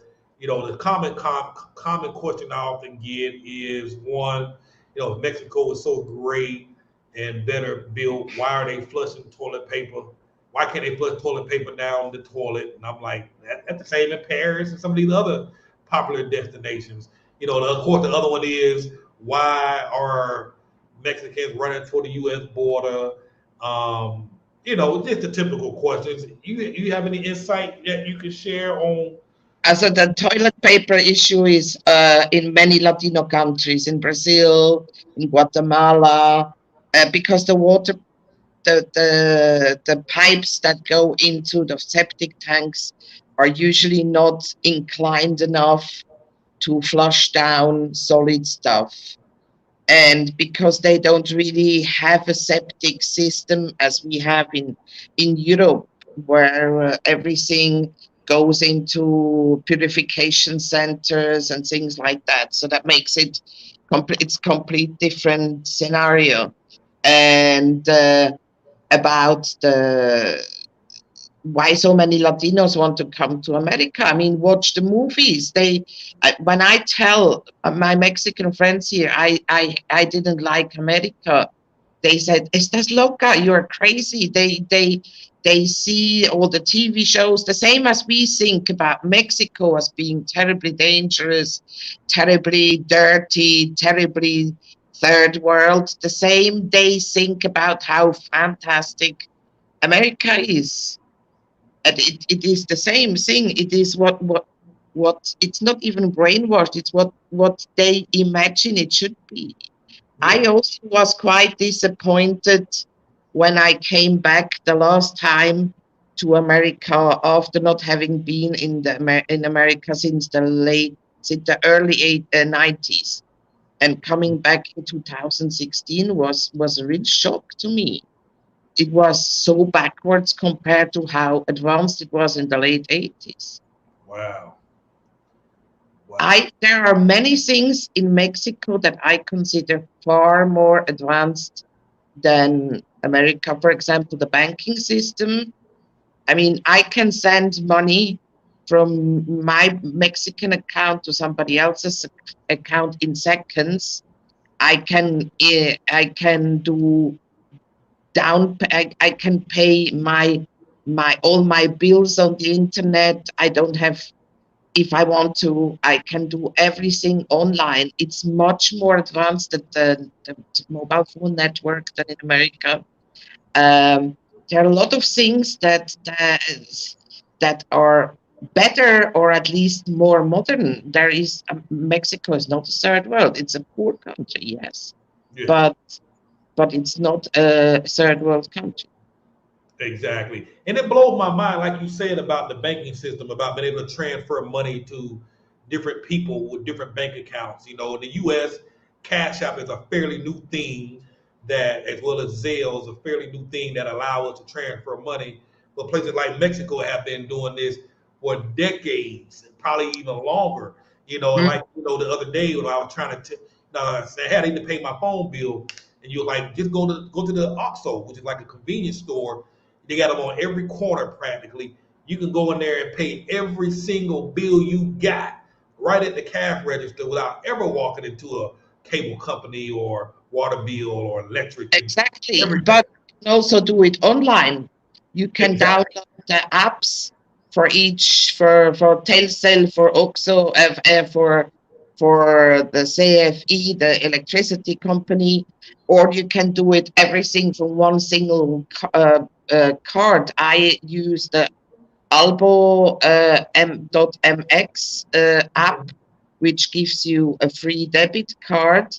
And I load on the beginning of the month some money on the debit card, and then I can pay online everything through that card on their own app. I don't even have to go to different apps. I can do everything that is unheard in America. Absolutely, absolutely.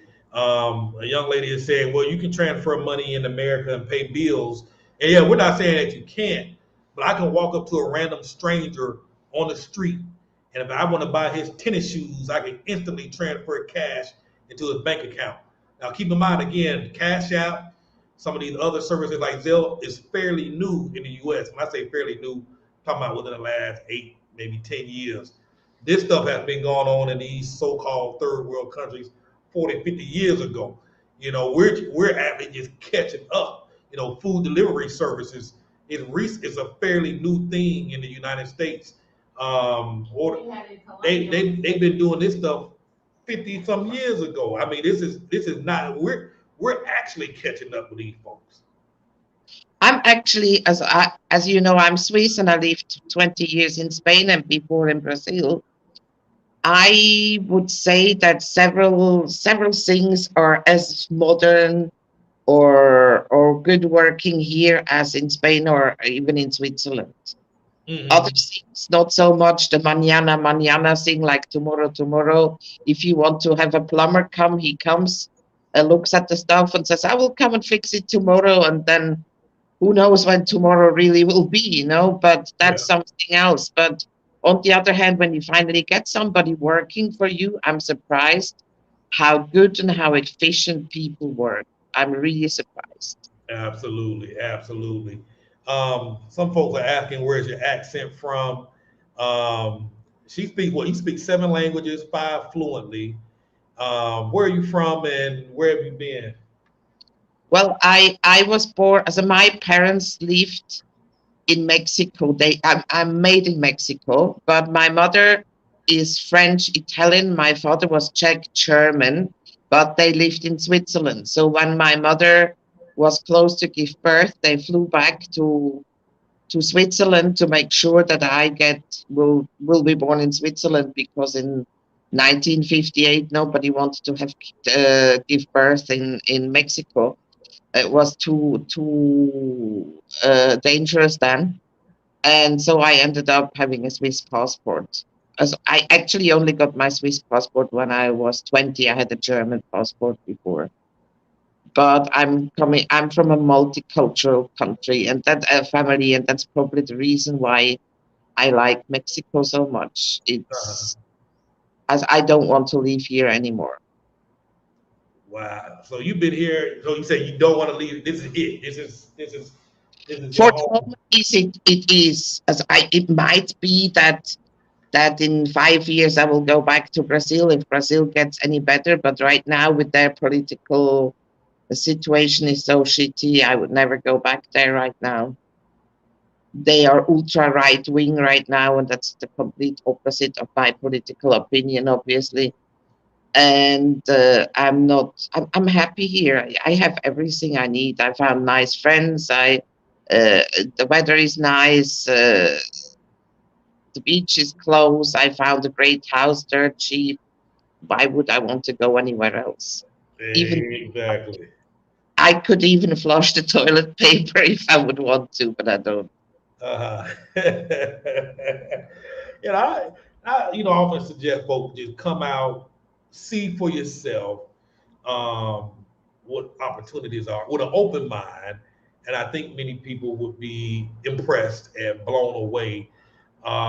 We have this mindset that America does it the right way and that's the only way. And when in reality, I mean, there's just so many ways to do different things, you Exactly. know, if you're open to it, and that's been my experience. I'm here, I'm having a great time, kids are loving it, and the opportunities are vast if your mindset is open to making some changes and adapting, you know. Yeah, but actually, I think people like you who want to learn and to thrive in another place have the best chances to make it in another country. If you come with the opinion, oh, it's not as Switzerland, oh, it's not as America, oh, then if you always criticize and if you're always unhappy because it's not what you expect, or that if you go to another country expecting it to be like your home country, you will never thrive, never. Exactly. It's what do you say? And I agree with you 1,000%. A lot of the frustrations I had in the beginning were really just cultural differences, and as time went on, I got adjusted and got used to it, and it was just more or less like, well, if you're gonna live here, this is the way it is. This is what they do here. You know what I mean? Either adapt or get out. You know what I mean? But don't drive yourself crazy. So now I've adapted. You know what I mean? Even now, you know, if I need to look at my phone, I just pull over on the side of the road and look at my phone, like they do here. It used to drive me crazy. I'm like, why are they stopping on the side of this? But now I do the same thing. Nobody honks at me. They go around just like I go around them. These are little nuances, but it took a minute. But I will say I'm at more ease, at more peace when I drive because I know I have much more flexibility. When folks honk their horn, it ain't to piss you off. In the U.S., you honk your horn at somebody, they want to throw the bird at you and they're ready to fight. You know what I mean? Here, when they honk their horn, it's out of aggressive. I do that. I do that anyway. Huh? Yeah, but once it's very important to all the people who are as an immigrant in this country. I don't like the word expat because it kind of separates white people usually from brown or black people. Yeah. If you ever have problems with the police, even if it's not your fault, or if you are involved in a car accident, in Merida, you have to tell them Policía Turista, Policía Turista. They have a special tourist police. They can send them, they have agents who speak really fluent Spanish and English.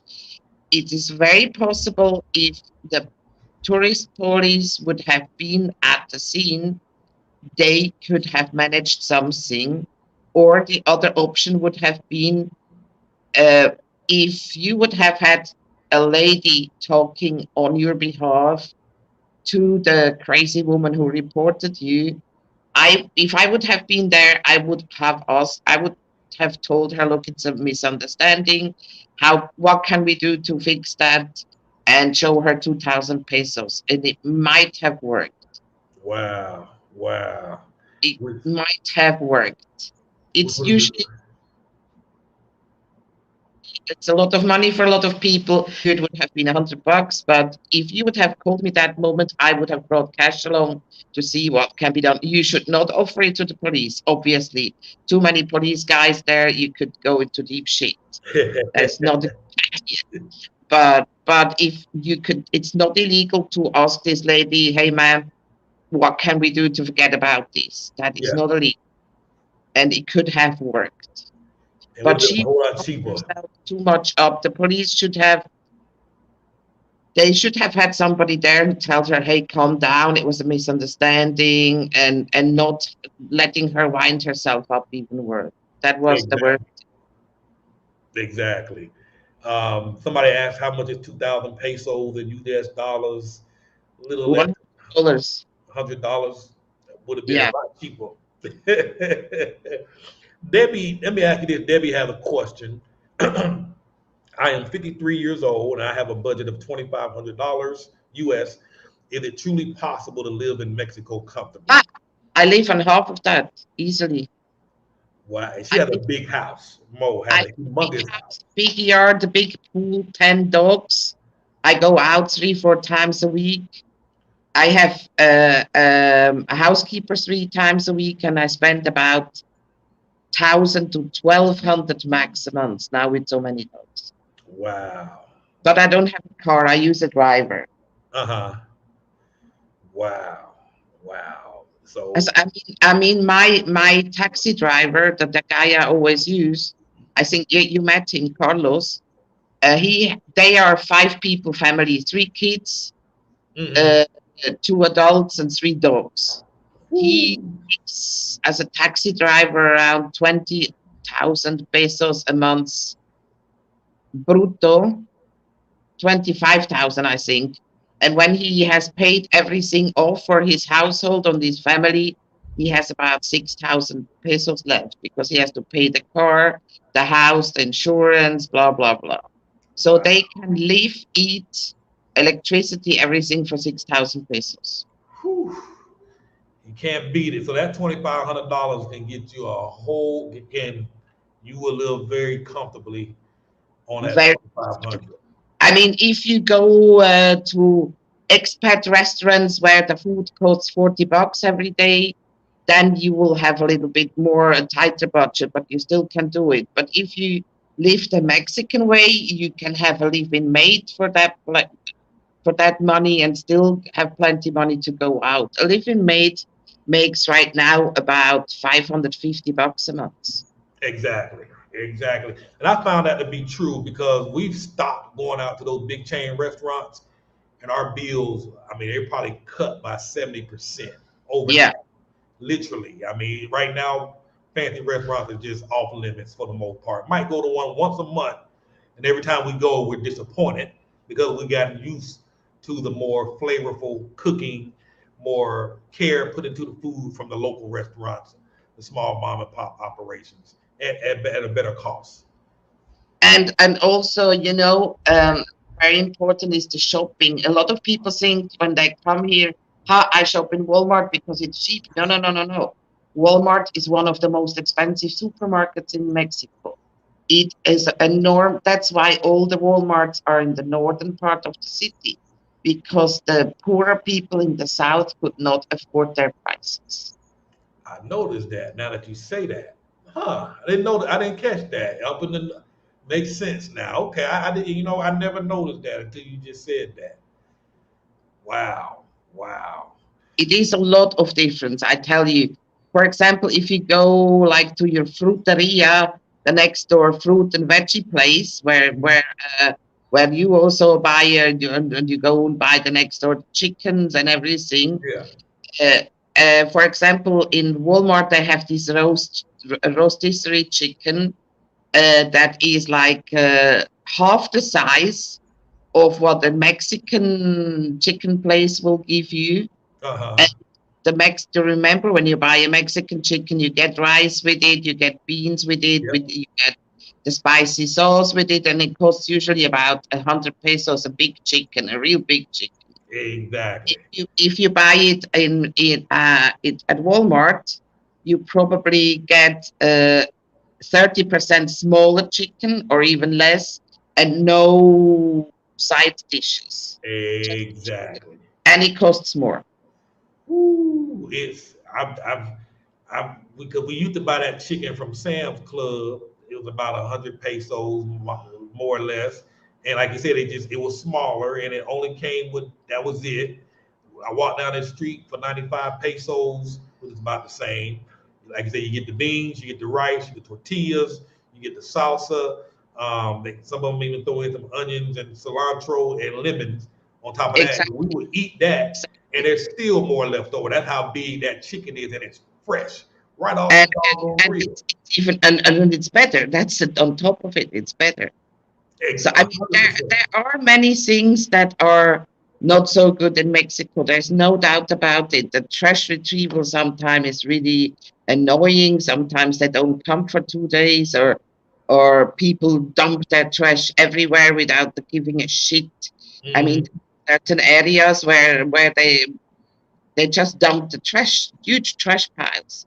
And Mm. this, for me, as in Switzerland, we tried to recycle for decades already. It's an eyesore, and a lot of people think that these poor houses, uh, they think that poverty is dangerous. And I always say poverty is not dangerous. Idiocy is dangerous because people assimilate better. They think if somebody is wealthy, he will not be dangerous, and that's not true. That's absolutely. Mm. And that's actually one of the reasons why I always say to people, don't just trust somebody because he is from the same country as you are. That is, yeah, but in Mexico, I heard the Mexicans, many people, they don't trust the Mexicans, but then they get pulled over the table by somebody from their own country, American, Canadian, Swiss, whatever, you know. Yeah. Wow. Wow. Lavelle asks, I heard they deliver booze to your door, alcohol, beer. Is that true? they, I order food, you do order food too, right? Uh-huh. Beer. I'm sorry, booze, alcohol, beer. Booth. I don't know. I have a beer store at the corner of my house. So and I don't drink much, so I cannot say. But I suppose it should be possible. Why not? Yeah, I would say, yeah, I might, matter of fact, I might order some tomorrow just to see. I'm curious now that she asked. Vet care is bizarrely expensive in Seattle. Costs tens of thousands of dollars for my dog's medical a few years ago, and the vets here are not good. These people are the worst. What you have 10 dogs, I think you said. Vet care, what is it? Is it much more affordable here? Also, actually, I used to live near Seattle for 2.5 years, and the vet care was so expensive and so disappointing. One dog died because of lousy veterinaries, and they tried to persuade me to pay a treatment of on a dog that had no chance of survival. As a lot of emotional blackmail. If you love your dog, do this. That has never happened to me here in Merida. I worked in Spain at my boyfriend's veterinary hospital, so I can really see if somebody is a good veterinarian. The people, so the veterinarians I work with, speak decent English, have very great modern clinic, vet hospital. And for example, I had just my last case. We rescued a paralyzed doggy. He was 6 days in intensive care at the veterinaries, 3 X-rays, 2 blood tests, um, ear disinfection treatment, deworming, free treatment, special diet, and a lot of more things. The whole veterinary bill for these 7 days, 6 days, and euthanasia included, unfortunately, was less than $350. Wow. It would have cost me probably about 5,000-6,000 in America. Good gracious. It's probably about 10 times cheaper here. Wow. Wow. Wow. Makes it super affordable. Yeah. My, For my, my. us, for them, it's not so affordable. So for a Mexican family, would have to let the dog go much earlier, probably because many Mexicans make big money. Big money. If they make big money, they make big money. There is very little middle class, and there's a lot of poor people. And Uh-huh. of course, poor people cannot afford $350 because that's a monthly income. Yeah. Wow. My. Um, Debbie asked, can you drink or bathe with water from the pipes? I have been reading a lot about that. I have well water. My dogs drink the well water. I swim in the pool of the well water. I have been told that the water quality from the city water service called Japay is good, but the pipes are not trustworthy. So you never know if the water goes in some area through a pipe that is perforated and filters dirt in or something. But the water quality, when it comes out of the water company, it is supposed to be drinkable. But the people don't know that the pipes are not to be trusted. Okay. But Okay. with a normal water filter, you're good to go. It's not like 40 years ago when you had to be worried about cholera or whatever.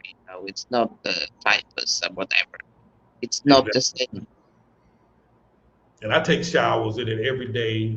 The Yeah, kids. brush teeth with it and everything. Uh-huh. So no problem about that. Exactly. None, no problems here on that. But and they have water stations practically on every corner. You can go get some purified or cleaned up water on every corner for next to nothing. Yeah, but this purified water had several times there were big scandals all over Mexico because it was not good quality either. So a Mm. lot of people, as a lot of Mexicans I know, they say they rather use the water out of the faucet, but with a filter. They have Ah, a filter system. Huh. Okay. Interesting. Interesting. Okay. Um, Mr. Robert asks, what stores does Mo shop at? Sorry? What stores does Mo shop at? Mo goes in the main Mo shops at Aurrera, which is it's unfortunately a supermarket chain. The cheap kind of the cheap Walmart. Walmart bought them. They have great value products and other brand items and white brands, and they have fresh produce. It's the closest supermarket to my house, which is about a mile away because I live in the south of the city. And in the worst case scenario, I go to Walmart if I want to have something typical European or typical American or something, a special brand I'm looking for. Or, for example, sometimes they have a promotion for dog food. Instead of 1,200 pesos a bag, it's 900, and I buy 3 bags because that makes quite a big difference in my household.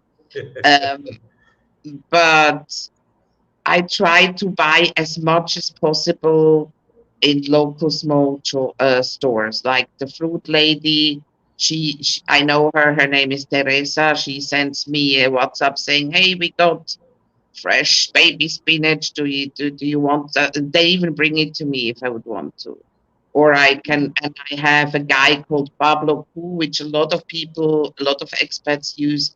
He's a fisherman. He brings all the seafood. I told you about him, remember? Yeah. Yeah. And he brings XXL shrimps for 310 pesos a kilo. That's more than 2 pounds. I try to shop local. I want my money to stay in Mexico. I don't want to give my money to all these big American companies. So I try to avoid to go to Home Depot to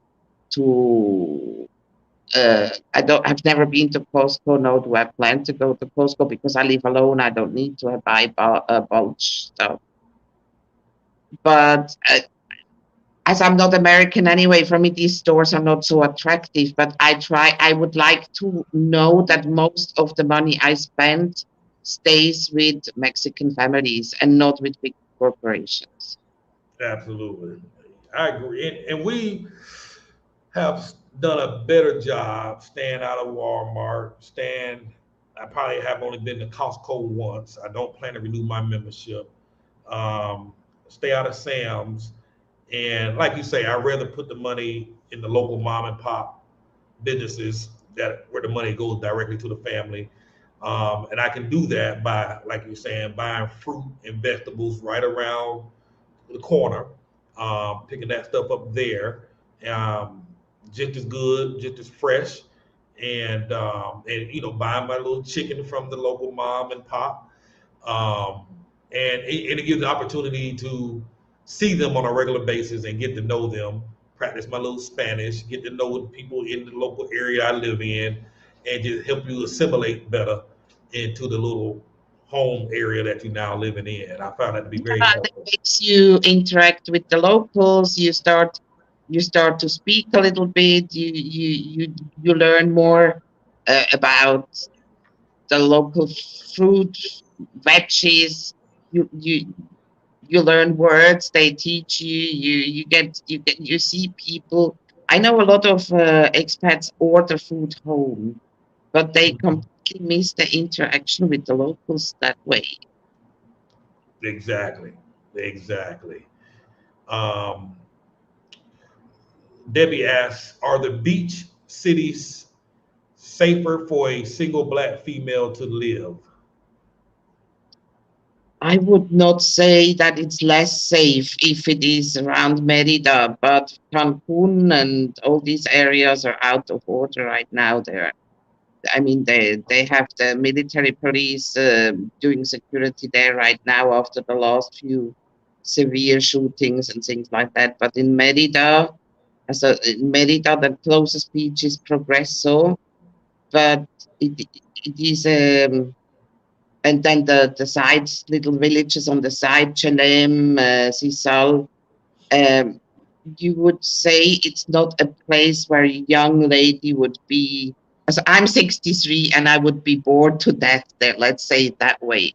If I would have been in my 20s there, I would have gone there a day, hang at the beach, have some margaritas, and go back. It's too relaxed. There is no big discotheques, there is no great nightlife or anything. It is very laid back. I would I would definitely be, as it's a place more for elderly people or honeymooner. It's a romantic area, but it's not a place where I would want to live, not even with 63. God forbid, I would be bored to death there. Exactly. Naeem asks, please give some information about the dental clinics in Merida. Great, great. A lot of people come over the border, just around, they cross just the border from Texas to Mexico, like from Laredo to Nuevo Laredo and all these places uh, uh, uh, to go uh, to the dentist because it's like 5 to 10 times cheaper. Yeah. And they are good dentists. Many even have studied in America or in Europe. They are not and very high modern. I told you we should go one day and do an interview Yeah. to the lady that the women from my group go. They're actually about 70% cheaper than in America. Mm. Yeah, because I know when I was trying to get a root canal done, it was gonna. I can't remember what they quoted me, but it was for 2 teeth. It was gonna come out to near like $4,500 to $5,000, and I was No, gonna make that trip. a root canal here, if it's a simple root canal, she said to me it's between 1,200 and 1,600 pesos, depending on how much anesthesia you need. Exactly, exactly. And Much cheaper. 1,600 pesos is 80 bucks. Yeah, see that right there because they gonna try and bust me up for like 4 or 5 thousand in the United States, and I started looking right across the border before I came to Merida, and like you're saying, it was significantly cheaper. It seems to And be even more cheaper further down here. on the other side of the border, because obviously all these cities close to the border, they found out, hey, the gringos come over, so we can raise our prices. Exactly. That is true. That is true. It's crazy. I mean, it's crazy. So I'm gonna get the teeth work done, probably going on into the new year, and yeah, I mean the options here, man, are just endless. It's a great opportunity to live here, man. Folks, be willing to be open. Really, I mean that really what it comes down to, and just being open, man. I hear so many folks coming here just complaining about what you said earlier. Oh, it's not like it is here at home. They do this. It ain't meant to be that way. That's why it's called Mexico. Exactly, exactly. But if you are told by somebody from your own country who lives here a few years longer than you that you have to live in a certain place or in a certain way, that's where the people then fall in the trap, and then when things can go north south because they forget that they don't even try to be like to immerse or to adapt because they are told, well, you have to go and live in the north because that's how it is, it's the only safe place, blah blah blah. And then they get so much fear mongering that they won't ever even think about moving in another area or looking at other areas. They won't shop in other areas because they are told that they cannot trust products or produce from other stores. They won't go to restaurants that are like mom and pop restaurants because they are told they are not hygienic enough. So they end up living little America in Mexico, and that means they spend too much money. They have no local contacts, and they will never be happy. Exactly. Exactly. I know just the neighborhood that we moved into so far, the experience just has been a better experience from being um, wrapped around all of these big gates and providers, um, and just not being able to meet neighbors, not being able to see people. You know what I'm Yeah. saying? And it's night and day. We just walk down the street, people are walking their dogs, people are just taking a stroll, walking by, saying hello, they're riding their bikes. There's a little Italian cafe, literally 1 block around the corner. We go there and eat lunch. The waiters are always happy to see us because we've been there 3 times already, and they're very grateful to see us. And there's another little bakery we go to on a regular to get some bread. Lady was like, "Hey, whenever you are here, if you need me to show you around the area, just send me a message on WhatsApp, and if I'm off, I'll be happy to take you all around." You know, it's super super nice, friendly. I mean, just real local folks that's excited to share their country with foreigners. Yeah, and also if you live, so if you rent from locals instead from another expat, you probably rent 30 to 50% cheaper Yeah. than expats. Mm. Or and that's why I always tell everybody, if you are looking for a home, don't just look in English onto it. If you do a search, try to do it in Spanish, casa renta, and don't do house for rent, because then you will find only the pages and the listings designed to go for expats. Yeah. But there are beautiful beautiful houses for far less than what an American expat rents his place to. Wow. Wow. You are renting now from Mexicans or from an American landlord? A Mexican lady. Actually, her parents immigrated here from Italy, and she was born here. So her parents are Italian, and she was born here Mexican, Hmm. and been here her whole life. I think she's 49 years old. So she's definitely Mexican local. Yeah, but you see, I have seen people renting houses in privadas that were the privada had like 20 houses or 20 homes, and Mm, two of the ladies from the group rented in the same place. One rented from a Mexican and the other one rented from an expat. The wow. person who rented from a Mexican paid exactly 60% less than the other.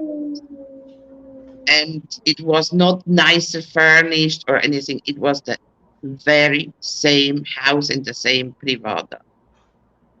Wow. And And I always tell everybody, if you lock yourself in, you also lock a lot of experiences out. Yeah. Absolutely. Absolutely. Wow. Wow. Woo. My goodness. Man. I love it here. Somebody asks, "Is this gonna be your permanent home?" I'm like, "Yeah, this it." I mean, I might go hit some other places up, but in terms of where I'll draw my last breath, this most likely gonna be the place. This is it. This is it. I'm about done. Um, I'm I, actually thinking. I Go also ahead. I will stay here for quite a while. Huh? I also think I will stay here for quite a while. I like it here. Yeah, yeah, and especially as you get to navigate and learn more about the city, learn the language, um, get more immersed in the culture. I mean, it's almost like every day you find something new to explore and learn. And Mexico is a huge country. I mean, it's so big. I don't think you'll ever run out of things to do. You can even go skiing in Mexico. You can go skiing in Mexico. Can you imagine? There are Wow. there is a Mexico. So I have my best friend she lives in Mexico City. And Mexico City, for example, is huge, and some parts are very dangerous, but it's never as hot as it is here. They have a lot of things that we don't have here, and vice versa. but they have mountains with snow in that area. I mean, Mexico City is 2,000, I think it's 2,200 meters high. That is 7,000 feet. Wow. So skiing is in play. Not in Mexico City, but further up. Also, they have snow, they have mountains, they have a lot of culture. And for me, it's amazing to be able to live in a house. It's not my case right now, but I had rented a house here that was 300 years old. That's something that you cannot do in America. Or you can see monuments that are 2,000 years old.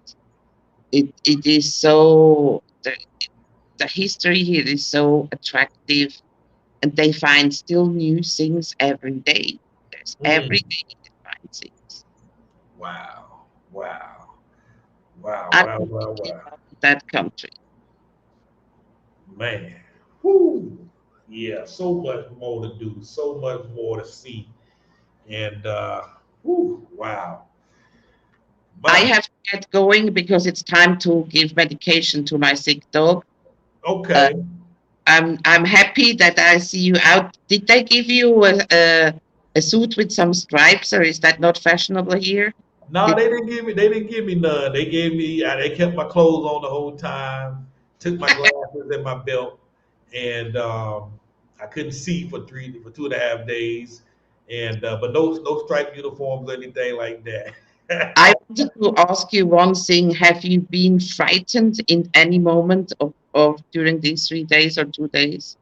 No, not at all. Honestly, I was quite peaceful once I got in. The only time I had a little fear or anxiety was waiting on them to determine whether they want to take me to jail. The moment they said I was going to jail, I immediately got relaxed because at that point I realized, all right, I'm going, ain't nothing I can do.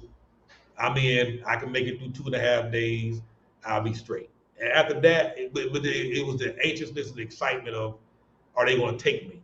And then once I got into the jail, I mean, the cops were so nice, and it was uncomfortable being in that place the way it was, but I felt completely safe the whole time I was in there.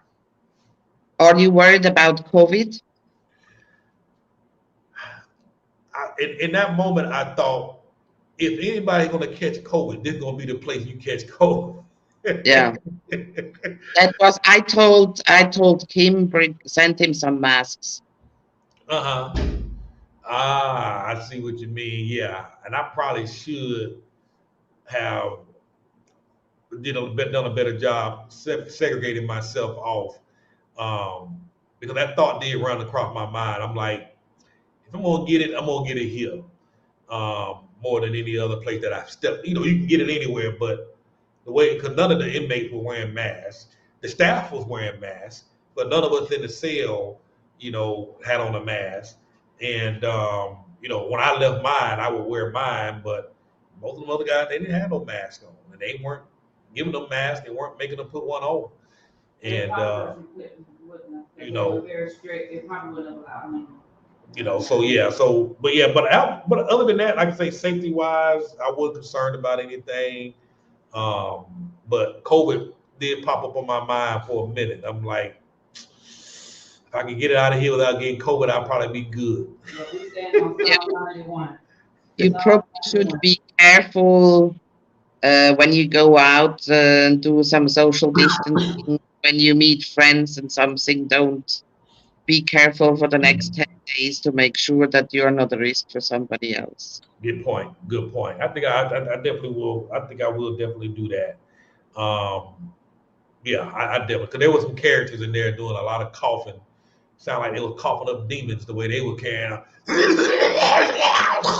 I mean, just ridiculous. I'm like, what are you doing? Are you choking? And so there was some characters in there carrying on like that. What did did Kim tell you what as a I had a lawyer friend who was in the building when Kim was there, and I made her talk to Kim, and Uh-huh.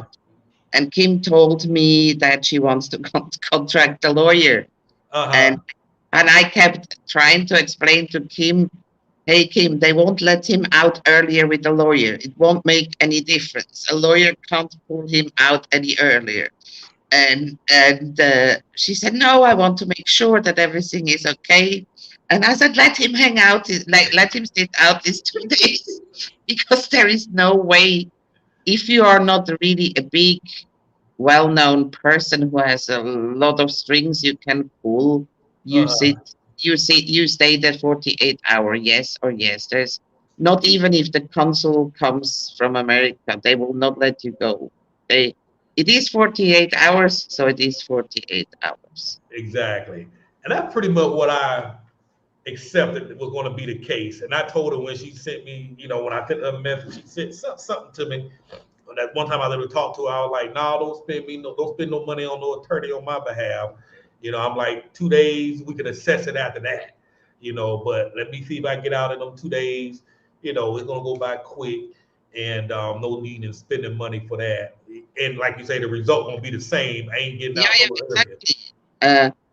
When I spoke the first time in the morning at 7 o'clock or something with him, and I called right away all the places that they could have held you, and I ended up speaking with a lawyer that was the pro bono lawyer of where you were, and he said to me, "Look, ma'am," I told him what had happened, and so what I knew from what David told Kim, and he says, "Well, he's just an unlucky dude, because this lady wants to press charges because whatever, Uh-huh. and but they will not pursue it. You don't have to worry. You don't need a lawyer or anything, but and you don't need to." I asked him, is he in any danger? Will something happen to him, and how do I make sure that his wife can bring the medication? And he said to me, well, she needs to bring the prescriptions. Uh-huh. I said, well, I don't know if they have Mexican prescription, because he is American. And then I had the bright idea to tell them, well, he's a famous YouTuber. I'm sure he will make sure that nothing happens to him. And he said, "Oh, really?" And he was sorry. And he said, "Oh, really?" And I said, yeah, yeah, he's quite famous, actually. So, I, I need to start using that more often. but it was so funny. He said, "Oh, really?" So I really hope I don't have to do any more phone calls on your behalf on that case. Awesome, awesome, awesome. I appreciate it for sure, man. A million thanks. So the next 10 rounds of margaritas is on me. Done, done. Now we have to go to the Brazilian one day. I like that. I'm down. Okay. A I'm big hug down. to all of you. Take care. You too. Thank you so much. I appreciate your time. Bye. Thank you for sharing your wisdom, and you have a good night. Bye bye. All right, guys. It's about almost 11 o'clock here, 12 o'clock there. I'm gonna answer one more question. Are the police stopping and checking passports? Are they banning Americans from Mexico? I heard, is that true? No, not necessarily. They're just cracking down on. They've been a little bit more strict on immigration. Tour season is about to open back up, and they just got some brand new computer systems in place where everything is linked up together. And the only people that they really are targeting are the folks who have been trying to game the system. People who have been coming here, stay for 6 months, they run back across the border for 2 or 3 days, and they come back and get another 6 months. So them are the folk they really are targeting. They're simply saying, look, we're not trying to keep you from coming to Mexico. We just want you to get a more legal status. Because it's very easy to get residency here, and they just want these people to have a more permanent status. So if you don't, back in the day they would give you 6 months automatically when you come in. We got 6 months twice when we came through. Now a young lady who just flew in from Canada, she got return tickets to go back in February, but she just so happened to look at her FMM card from immigration. They only gave her 14 days. She didn't know it. She assumed they gave her 6 months. She only got 14 days, 2 weeks. So she's going to try and work it out to try and get an extension. So, you know, you got to have a very specific reasons why you're here. You know, if you're telling them that you're going to be traveling the country for 6 months, homeschooling your kids, you want to show them different parts of Mexico, let them know. Show them your itinerary. They want to see some sort of proof that you want to be here. And that proof can come in the form of a return ticket as well. You know, so if you want to be here for 6 months, show the proof that you want to be here for 6 months and you won't have any problems whatsoever. And funny thing, just piggybacking off of what Mo said, it didn't dawn on me until the last day, the last few hours I was in that cell. Because everywhere I went, them guys kept asking me, what do you do for a living? And to keep it simple, I always just tell folks I build websites for small businesses.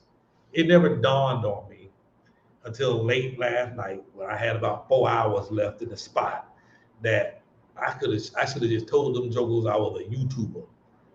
And and again, I believe my experience there, I was treated very well. I think it might have been even better.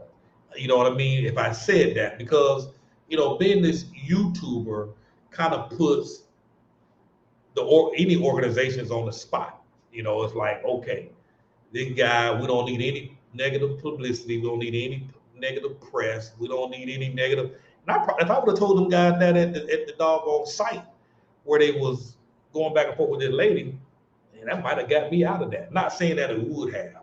I'm just saying it might have helped, you know, because nobody wants to hear this story. You know, fortunately in this instance, everything, you know, in terms of how the police treated me, how the staff treated me at the jail, everybody treated me wonderfully. So I have nothing. So even though the experience of going to jail was a bad one, I had a great experience with the police and the staff at the jail. They were phenomenal in doing their job, treated me with respect, kindness, and was very helpful. You know, so I have nothing but good things to say. I have a positive report. So this does not put them in a negative light.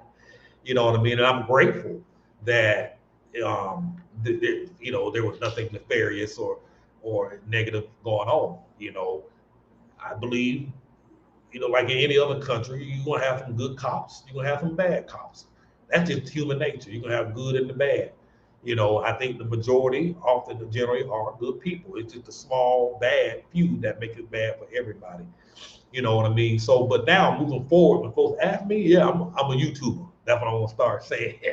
So, might even get me some shirts made that have my name, my channel, and all of that stuff. So, you know, so that's what's up. So I'm looking forward to sharing more with y'all, and you know, so thank y'all for watching. If y'all haven't subscribed to the YouTube channel, make sure you do that. YouTube.com/Move Abroad and Thrive. Join, you know, go on the website, sign up for our free newsletter, get free tips and resources, exclusive interviews at the website www.moveabroadandthrive.com. I'll type that in the link below, moveabroadandthrive.com. And if you found this content helpful and useful, make a donation, Cartez Ross, $ at Cartez Ross via Cash App. And, you know, let's go ahead and make some life-changing moves up in here. If you have any questions, email me. And thank y'all for watching. Have a wonderful and blessed night.